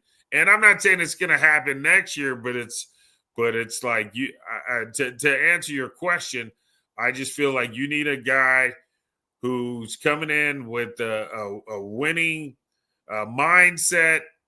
I would say experience because of the market, but I wouldn't also discredit that. If you have a guy, for instance, I'm trying to think of someone who's never managed that I think would be a good man. Oh, Hensley Mullins. Okay. One of my old Bam. Yes. One of the former Giants hitting coach, I think he bench coach. See, I know him personally. I've known him for years. And the thing that's unique about Hensley is he's from Curacao. They speak, because they're, I believe, a Dutch. They speak 5 different languages. I've been to Curacao to do his baseball camp. So they speak like every language. So communication. He can speak English, Spanish. I think Bam speaks He Dutch. speaks 5, right? Isn't it like 5? I think he knows Japanese, right? Yes, because he played in Japan. So, and to me, his demeanor, it was years ago when I was scouting. I think I was with whenever he was in charge of Team Netherlands, and I was scouting the WBC over in Korea. And every morning, all the teams and scouts, we were all staying in the same hotel. And I remember going down to the restaurant to eat breakfast in the morning, and guys like, and Dralton Simmons was in there. Xander Bogaerts was in there. And, you keep seeing guys after a while, you're like, okay, they must be like, he must be here for the same reason I'm here, because I'm seeing him at the same time every morning. So I start asking them about Bam, and they're like, he is awesome to play for. He shoots you straight. He knows some of us are stars in the big league, so he understands the pecking order and all this. Because I think at the time, Didi might have even been on that team. So it's like they had profile. So they might have had like 4 shortstops. And I was like, wow, Bam gonna do this, because all those guys were like in their prime. But they respected him. And if he asked them to play third or second or outfield, he got no gripes. And they're like, he shoots you straight, and he's a motivator, and he can get on you when you need to be got on, and then he can kind of pacify you. So I always felt like he should get a shot. This guy speaks. He can communicate with the players from the Pac Rim. He speaks Spanish. He's played many years and coached many years here in the States. Well-spoken, so the communication to the media and the understanding, not needing a translator. Shoot, he can translate for some guys. I just think, I never even thought about that. Is he still with the Yankees organization? Because I think that's where he was last. I don't know if he still is or not. I think he was either. He was the hitting coach in Colorado this year until they let him go early in the season. Oh, okay, gotcha. So he's at home, trying to figure out his next move. But I've always, playing with him, against him, just getting to know him over the years. When the old regime was in charge, and I was like, man, why doesn't Bam ever get a shot to manage a team? Because this guy's a baseball lifer, and he's a good communicator. He speaks all these languages. He checks all the boxes, but it's like, do you get pigeonholed as a hitting coach, or like Ron Wotus. Yeah, bench coach. Why didn't he ever get to manage a team? Do they just pitch? It's like a player. Yeah, this guy will never be every day. He's always a utility player. So you kind of get stuck in that role. And is it fair? I don't know, but it's like, I feel like Hensley would be a great candidate if I were the president of baseball operations, to answer your question. Nice. How about that? I haven't heard that one. I've been talking about Wotus because I've had a chance to hear him speak when him and Marty went up to Yountville. I went over there and I was listening to them talk, and he's a heck of a communicator. He is. And I kind of been advocating because he's kind of like always the bridesmaid, never the bride, right? Because he was the bench coach under Dusty and under Felipe and under Bruce. And I would love to see him get a shot. I just don't know if maybe the time may have just passed. I don't know. We'll find out soon enough, because I know you have to go through a process with the interviewing and all that other stuff. But Hensley Mullins, I never even really thought about that. He unfortunately he caught some grief there towards the end of his Giants. Why are the Giants hitting? It's got to be the hitting coach, and that's why I'm hesitant to always blame the coaches, because the players got to go out there and get it done, right? The hitting coach can't stand in the box with you, right? You got to go out there and you got to get it done. So. Yeah, man, that would be awesome to be able to watch. What'd you think of some of the young guys on the Giants? We got a little bit of a taste of Bryce Eldridge. I like what I saw. I thought he struck out often, but I thought he worked the count quite often every time he came up. It wasn't ever. I don't think maybe once I saw him go 1, 2, 3 with a strikeout. But other than that, he seemed to always be working that count. And I was pleasant. 20 years old, right? Getting his first taste. And he was kind of a high pressure situation because Dom Smith went down. The Giants were still battling. And he's getting a call up at like, hey, this is not really the time you want to call up your top prospect. And he's never been in the major leagues before. What'd you think of Bryce? The little I saw of him, he seems like an old soul type. Kind of like when Buster came up. It just didn't seem like the game was speed. If it was speeding up on it, he did a good job of masking it. And meaning, like, I saw a couple of his at bats where some of these guys would just not give in. I mean, that's the scouting report, and throw him a fastball, and it was like breaking ball, breaking ball, breaking ball, breaking ball, and he was spitting on him. So I was like, man, this dude looks like he's gonna be all right, because he's disciplined. He wasn't a free swinger, so all the ingredients are there. But now the question is, you've got Devers, you've got Dom Smith, and then you have him. So it's like, okay, so who's gonna DH? Who's gonna play first? Could one of them go to it's almost like, I know when they first got Eldridge, they had him in the outfield. It's almost like, hindsight's 2020, but should they have kept him in the outfield? Because now he could be out there where I think they need help. And then that would have been an easier way to get him in the lineup. But now that they've acquired Devers, it's like, and then Dom Smith, who's a really good defender at first base. So it's like you have 3 first basemen, and I don't know if you want to take a 20-year-old and just pigeonhole him. Here we go again. And just say he's a DH. Right. And it's hard to DH. I mean, that's usually someone who's, been in a while, been in the league a while, right? Yeah, Big Papi or Edgar Martinez, someone who's, played a position who can't play in the field anymore. JD Martinez, and then they learn how to DH, because it is not, I've heard guys, and I've done it, it's like 4 pinch hits because you're not in the flow of the game. And all you're thinking about is your bats over and over, because you can't go out there and play defense and make a play and save a run. All you're thinking about is, okay, next time up, if they're going to start me off with this or throw me this. And then if you don't do anything, you're like, man, the guys are out there busting their butts, pitchers pitching his butt off, they're playing defense, and I'm just sitting over here waiting for my turn to come around again. So it's tough. So I don't know. I don't know what they're going to do, but I mean, to answer your question, he looks the part, and I guess they could always start him back in Sacramento, and see how it all plays out. Bring him to he's going to go to camp and see if he just forces his way on the team in some regard. So, but I was impressed. I mean, for his first time out. Yeah, I was. I mean, that was great to see. And to your point, talking about Dom Smith, gosh dang, I loved watching him. I love watching him come up to play and then playing in the field. And I know there was an interview he said he was working in the offseason in his outfield play.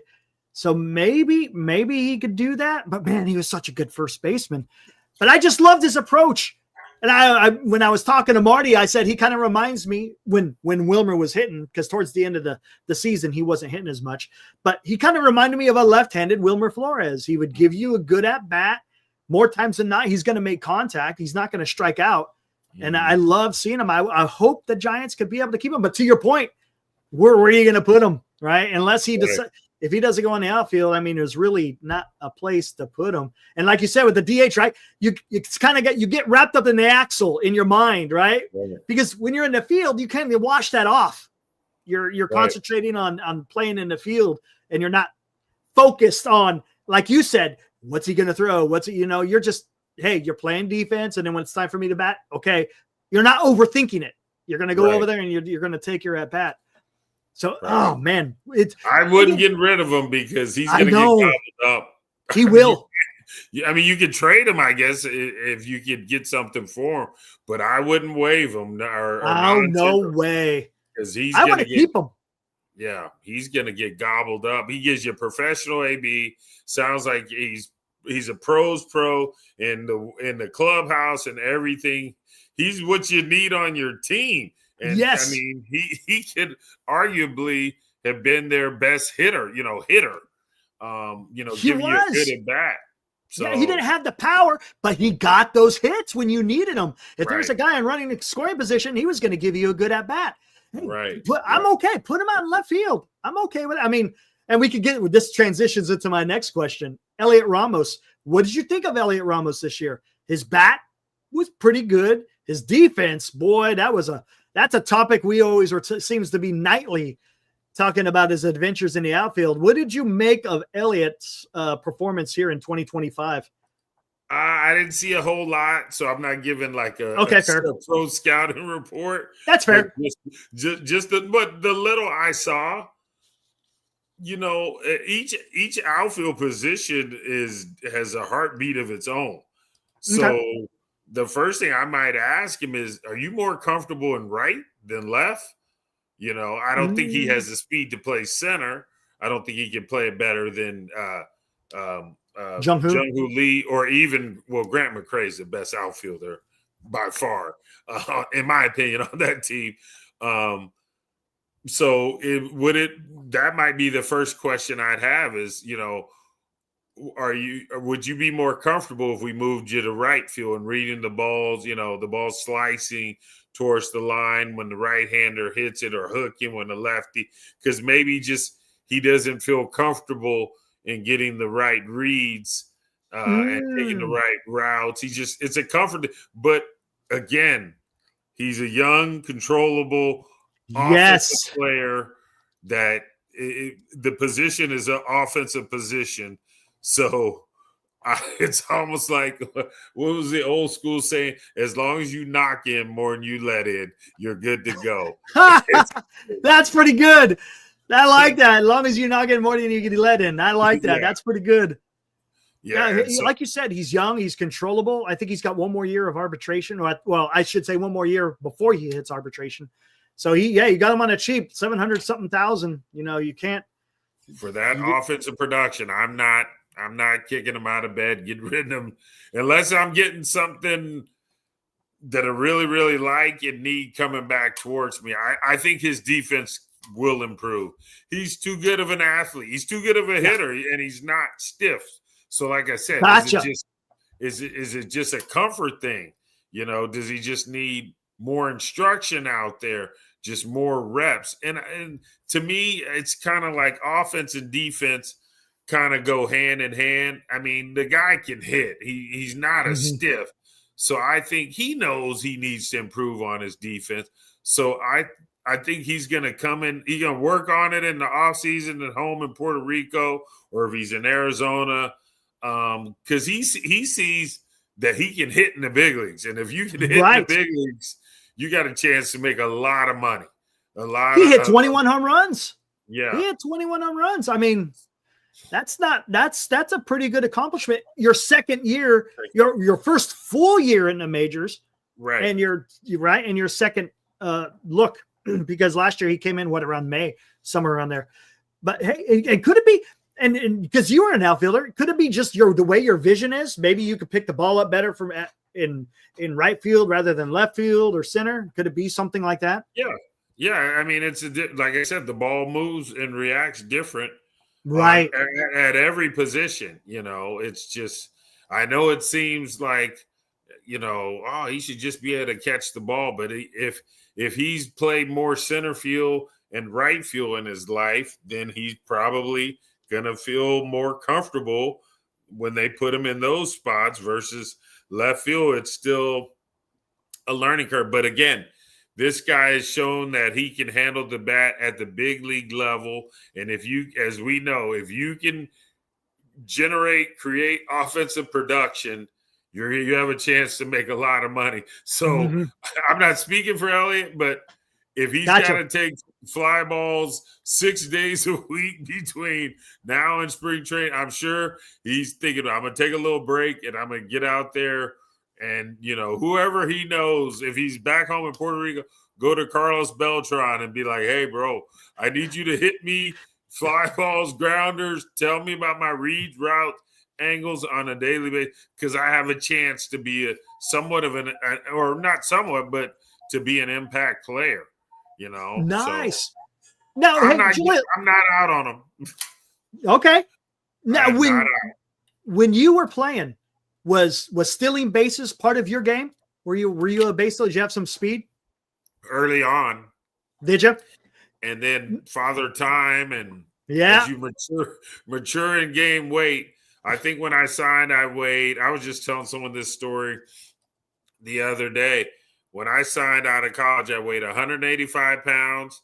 And then I got as high, probably aged, I don't know, 30, 31, 32. I got up to 240, but I think I played mainly about 225. And it was weird when I first signed with the Yankees. Doc Ellis, the old pitcher, he used to work for the Yankees. And when I first went in, I didn't know anything about pro baseball. And I went into Yankee land, and he was like, I don't know, coordinator or something. And he was like kind of greeting all the draft picks. And he was like, Leach, where you from? I was like, Northern California. He goes, okay. He was looking at me. He goes, how tall is your dad? I said, he's 6'3". And he said, how much you weigh? I said, about 230. He said, yeah. When it's all said and done, about age 25, you're gonna be about 225. And I just remember I stored that away, and that was about my playing weight once I went from that young adult to like the 25 to age 38 range. And I was like, wow, he told me that. And he's probably just been in the game so long. That was his analytics, was what he's seen. Yeah. I see a lot of guys come in and, gain weight and get to a certain weight. And he goes, yeah, this guy can put on this amount of weight, or this guy can't gain. We don't need him to gain any more weight, so it was just interesting. But I never forgot that the first time I met him, he told me that. And I was like, okay, wow. Okay. All right. So I stole bases. I think I stole, what did I steal my first year? Someone's got to fact check me. I want to say like 30 something bases. Nice. Short season A, and then 28 my second year.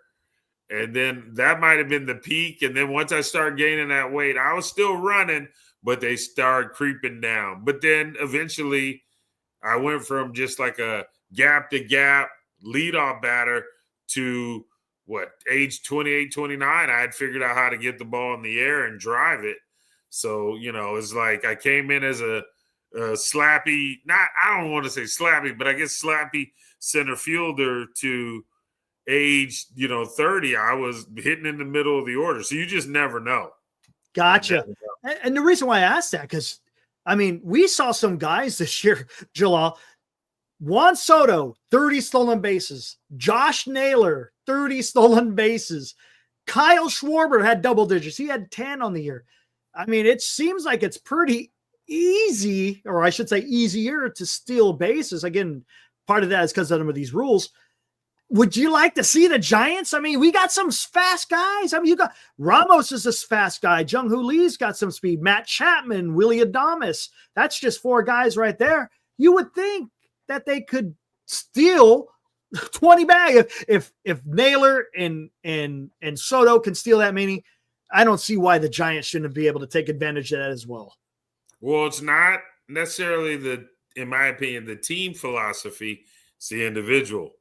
Because as I've been around great base stealers, the Vince Colemans, Ricky Henderson, some of these guys who are known for stealing bases, and they would all say, you can't be afraid of getting thrown out or picked off.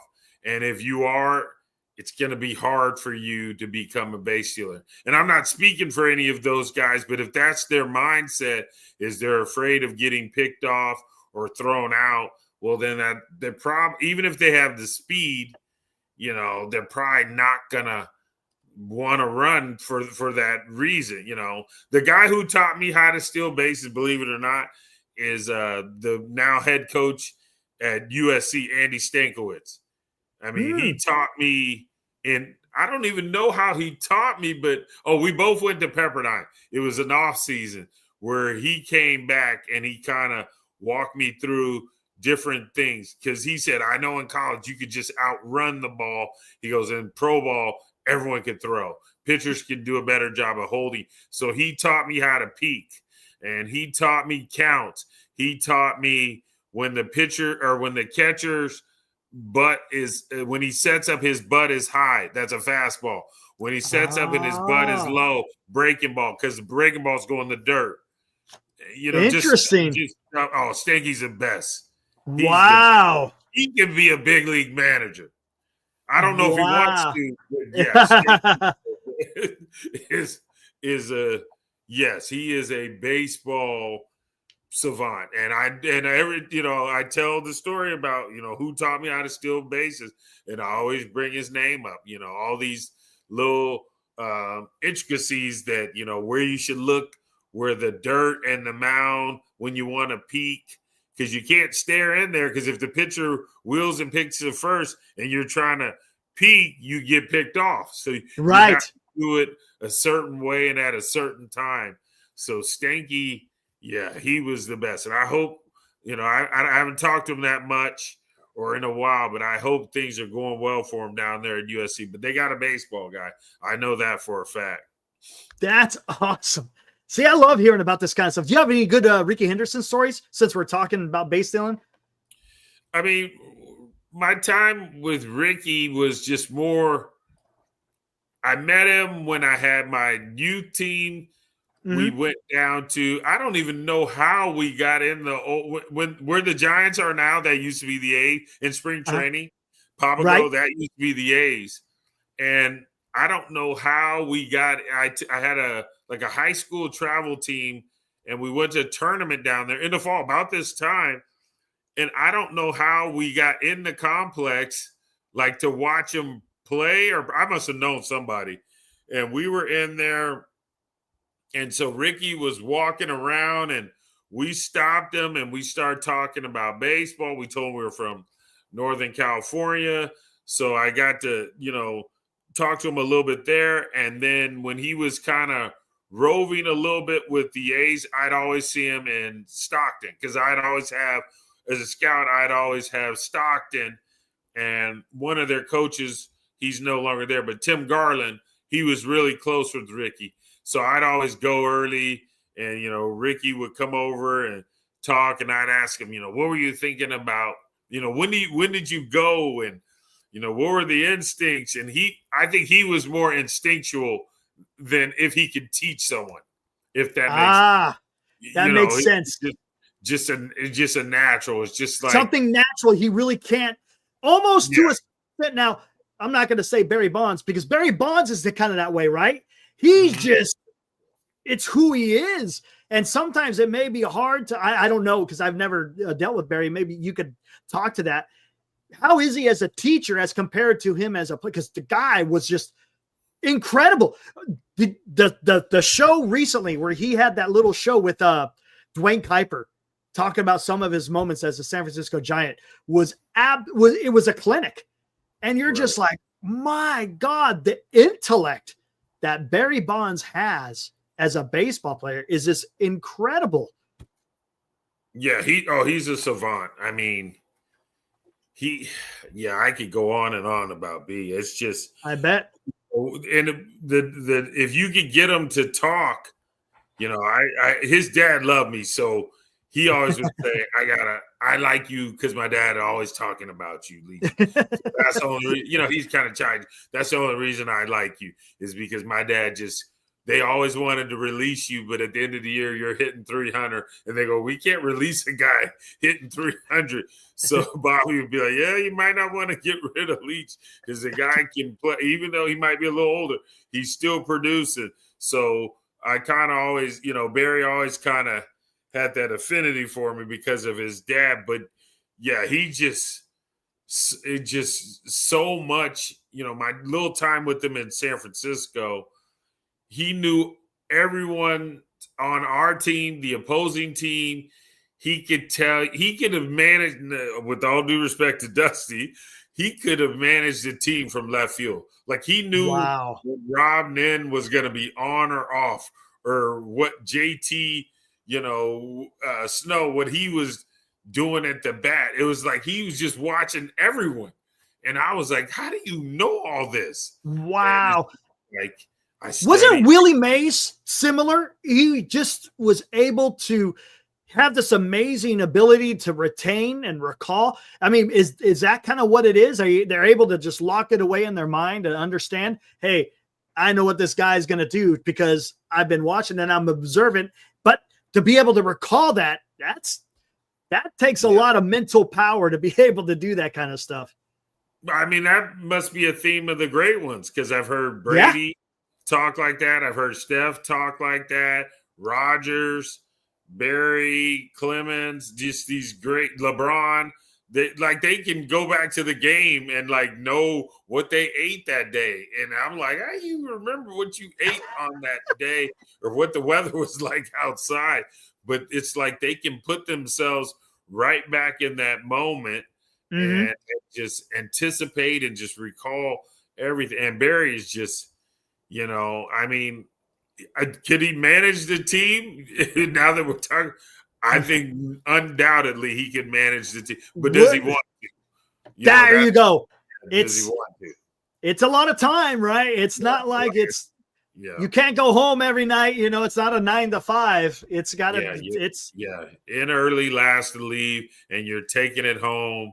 With the wins and the losses. So, but could he do it? No doubt, Yes, because he's just a savant. I mean, he taught me so much about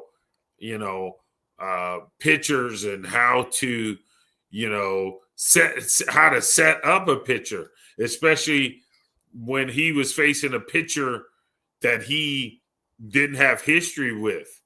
On his home run, the in the single season year in 2001 was the 70th home run against the guy when we were in Houston. That was a kid that got called up, and I don't think he had ever faced him.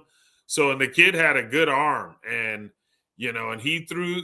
I remember Tony Eusebio, the catcher for the Astros, going out because that whole week they weren't pitching to him, and the stadium was sold out, and they were walking him. Like in the first inning, you had major league pitchers bouncing fastballs like they had gotten the memo: do not throw him a strike.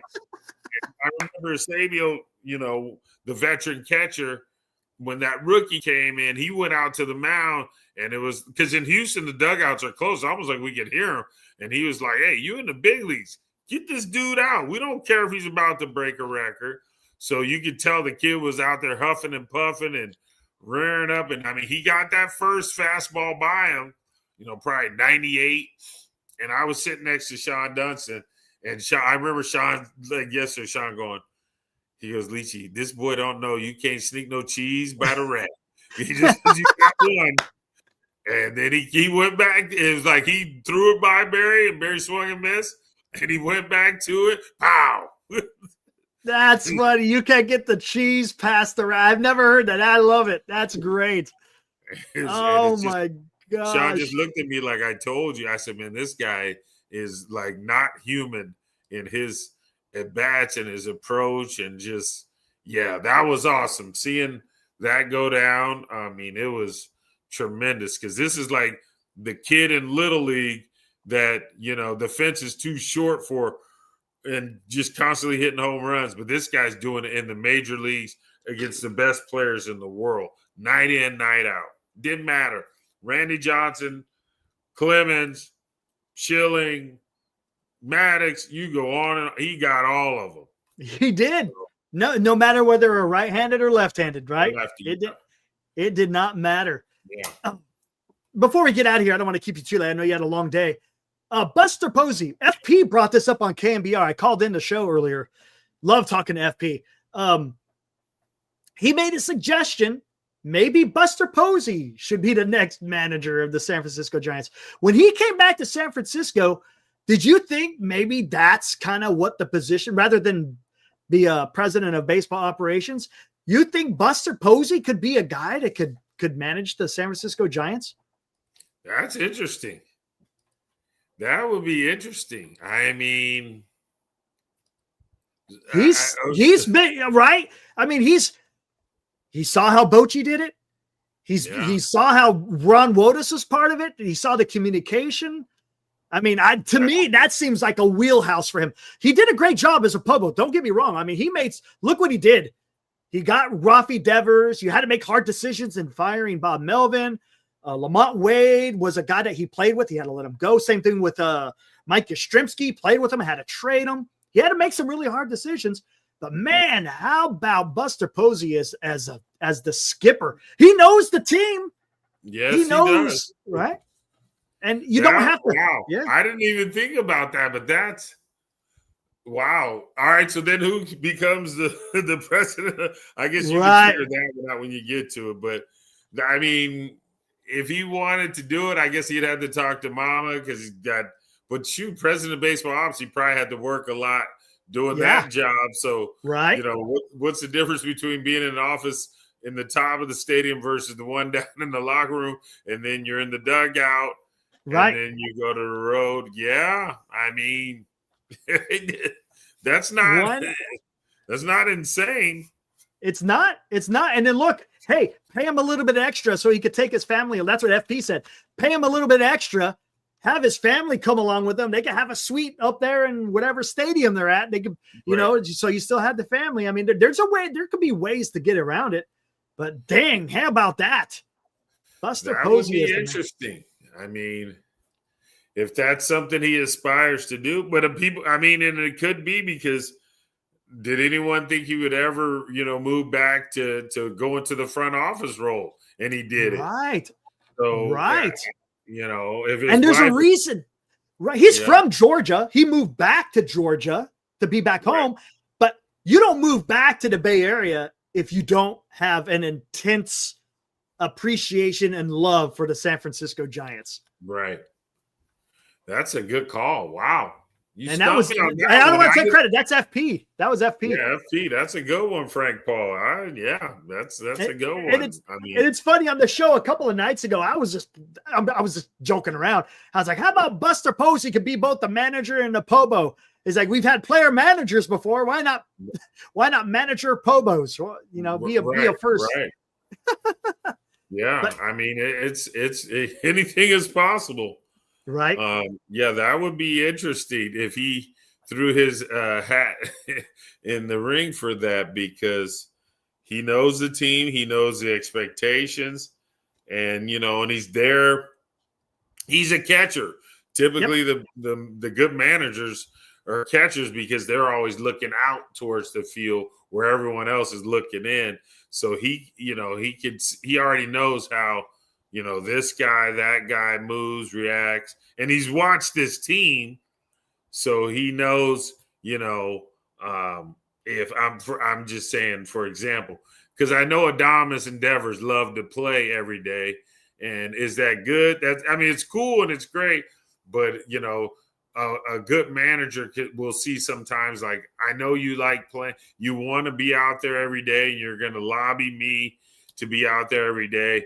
But I need you for the whole season and not avoid the ups and downs when sometimes they probably struggle because they're just tired. Yeah, they need a mental blow, a physical blow, and that's when you have to manage them and go, I know you want to play. I know you came in my office, but I need you to take a day off because tomorrow we have an off day that'll give you 2 days. I see you gimping around. You're not running. You know, you're not getting down the line. You're not getting to the balls that you were getting to a month ago. You know, because I know players will hide injuries. I did. You know, you want to play, right? Yeah, you want to play. If you could walk, you're playing. I mean, what, Ronnie Lott, didn't he cut a finger off or something? Yeah, I cut off a digit or something like that. Yeah, and it's funny before we get out of here, because I think that was something that we saw with the Giants, right? When there was nothing at stake, they played really good baseball, but then when the pressure got a little bit up there, they seemed to kind of they fell by the wayside, and maybe that was because of the managing. I don't know. I don't pretend to know, but it was an observation. Fosse, he goes, this guy knows ball. Talking about you, Jalal. And he says, who is this guy? It's Jalal. It's Jalal Leach. Tell him a little bit about what you do. Oh, right now, well, after I was let go as a pro scout last year from the Giants, and I've always trained kids. So I've had a facility up here in Sac from 2004 to 2019. I'm going to brag right now for a quick second. 14 of the kids I trained and coached played in the major leagues. That's awesome. And I don't know where that puts me on the training coach, Mantle or wherever. My big kids or big names, I guess, that I coached, gave lessons to, had on my travel teams. Reese Hoskins Reese still playing. Eric Thames recently retired. And I probably would say Chris Flexen, because Flex, I think, is still hanging around. I think he was in the big leagues last year. I don't know about this year, but I coached him and a lot of boys and girls that went on and played college and in the minors. And I just basically teach them off of all the stuff I learned from all my years in the game. And now I'm just doing it mobile. So I don't have a permanent facility. I go to a place up in Auburn called Heavy Hitters, another place by Sacramento State University, a place in Dixon, California called The Farm. I go to another place, Ultimate Athletics in Tracy. And then I also use a friend of mine has a place down in San Rafael and Marin called Future Prospect. So I just kind of make a little circle and I just go to different places where I have the clients and I just train them and get them whatever skill level they're at, beginner all the way up to they have college pro aspirations. And it's just fun and positive for me. And I just give them everything that I've learned because I've been able to play with a lot of great players, from Jeter to Bonds to Griffey to A-Rod. And I'm sure a lot of Mariano Rivera to Pettit, Posada. I'm just thinking Yankees right now. To JT Snow to Jeff Kent to Rich Aureli. I go on and on and on because I was Vladimir Guerrero. Sorry, Hey, I was a teammate of Vladdy's in Double-A. Jeter, if I didn't say Derek, played for him and worked for him. Or played with him and worked for him. So, and let's not forget, you also worked with Brian Sabian, right? You worked under. Yes, sir. Yeah, Brian, I've known since I was 19 years old. He drafted me out of Pepperdine University in 1990. So yeah, I've known Sabes a long, long, long time, and I'll usually shoot him a text once a year because he's doing his thing with the Yankees now.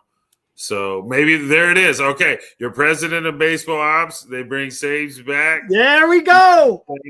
We got it solved right here. We solved it. Sabian coach, because I think his contract's up this year, if I'm not mistaken. See, I didn't know that. See, and he comes back, and then Buster goes on the field.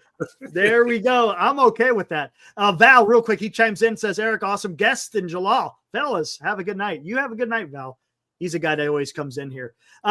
You also have a YouTube channel. Guys, check it out. One Hit Wonder podcast puts out a lot of videos. You put a lot of videos out of your kids that you train, right? With their swings and stuff. On there. But you also have go ahead. Yeah, you also have a podcast, right? Where you I have a talk podcast about your experiences. Yeah. Right. I do that, and I'll have some guests. I need more guests. But the way I do my training is because I know everyone's lifing. I call it lifing. So you don't have time to be doing a whole bunch of extra stuff. So when the kids do the lessons, I use the Rapsoda, which does video and data and all that. And then I just do a voiceover the next day. And I'll just, hey, Timmy, here's a good swing from last night. You can see the data is on. It's on the video. I saw that. And I'll tell them, what they were doing, what they need to keep working on, or what we'll keep working on. And that way the parents can kind of see, the return on their investment. And just, it's quick, a minute. Mm-hmm. And then they can let their kid watch it as well. And then we just keep building off of that. That's awesome. And guys, check it out. Like you said, you'll get on there and you'll talk about your baseball experiences. You put the speech that you did for MLB Develops. That was great speech, by the way. That was in Florida, right? If I'm not mistaken. Right, in the summer. Yeah. Talking to high school prospects. That was a fun speech. I really enjoyed that. Yeah, and then there's times you'll go out there on the pond and you'll go fishing and you'll be talking to people that you've worked with. Your good friend, Kevin Jordan. Yep. There you, Kevin Jordan from another mother. Yeah, I was just with him at the Giants game, or Sunday. Nice. Yeah. So we didn't get out of the Gotham Club, though. I'm not gonna lie. I don't. I tell you what. I had the opportunity of going to the Gotham Club on Friday night. Glenn Kuiper gave us an invite. I help him with his YouTube as well. So he had us come over there and check out the last Friday Night Kipes. That is something in there, that Gotham Club. That is really cool. Yeah, Very I don't think I've impressive. sat in my seat for years since I figured out that all former players are members of the Gotham Club. And Christy, the lady who runs it, she's been awesome. Yep. And taking care of all my friends when they come, because most people don't know that it's there. No. And I explain it to them, and they're like, behind the out-of-town scoreboard. Yeah, and they're like, there's something behind that? And I'm like, yeah. If you look closely, you'll see people moving back there. And then once they go, I have some friends up here in Sac. They're huge Giants fans. They don't, when they go to the game, they just, like me, they just go in there and sit there the whole game. And they're like, well, we can go down to the first archway and watch the game at field level, and you can almost touch. Well, yeah, you had that video. It was great. What was it? Devers hit a line shot down there into the archway, and it was right against the Orioles. That was awesome. That was a great conversation, by the way. Yeah, those guys did a good job with that. So the content, they say I have a lot of stories. So you do, and they're fantastic. Keep telling them. So, guys, make sure you subscribe over there to One Hit Wonder Podcast. You will not be disappointed. Hey, Jalal, thanks for hanging out for a little while, man. I appreciate it. Anytime. Hopefully I can come on again. I'm going to try to watch some more games. So absolutely. Just let me know, Eric, and I appreciate you. You betcha. All right, guys, we're going to get out of here. We'll be back at it again tomorrow. We'll do all 4 post games again. You guys enjoy the rest of the little night that's left, and we'll see you guys tomorrow. Again, thanks, Jalal. You got it, Eric. Have a good one. See you guys. Woo!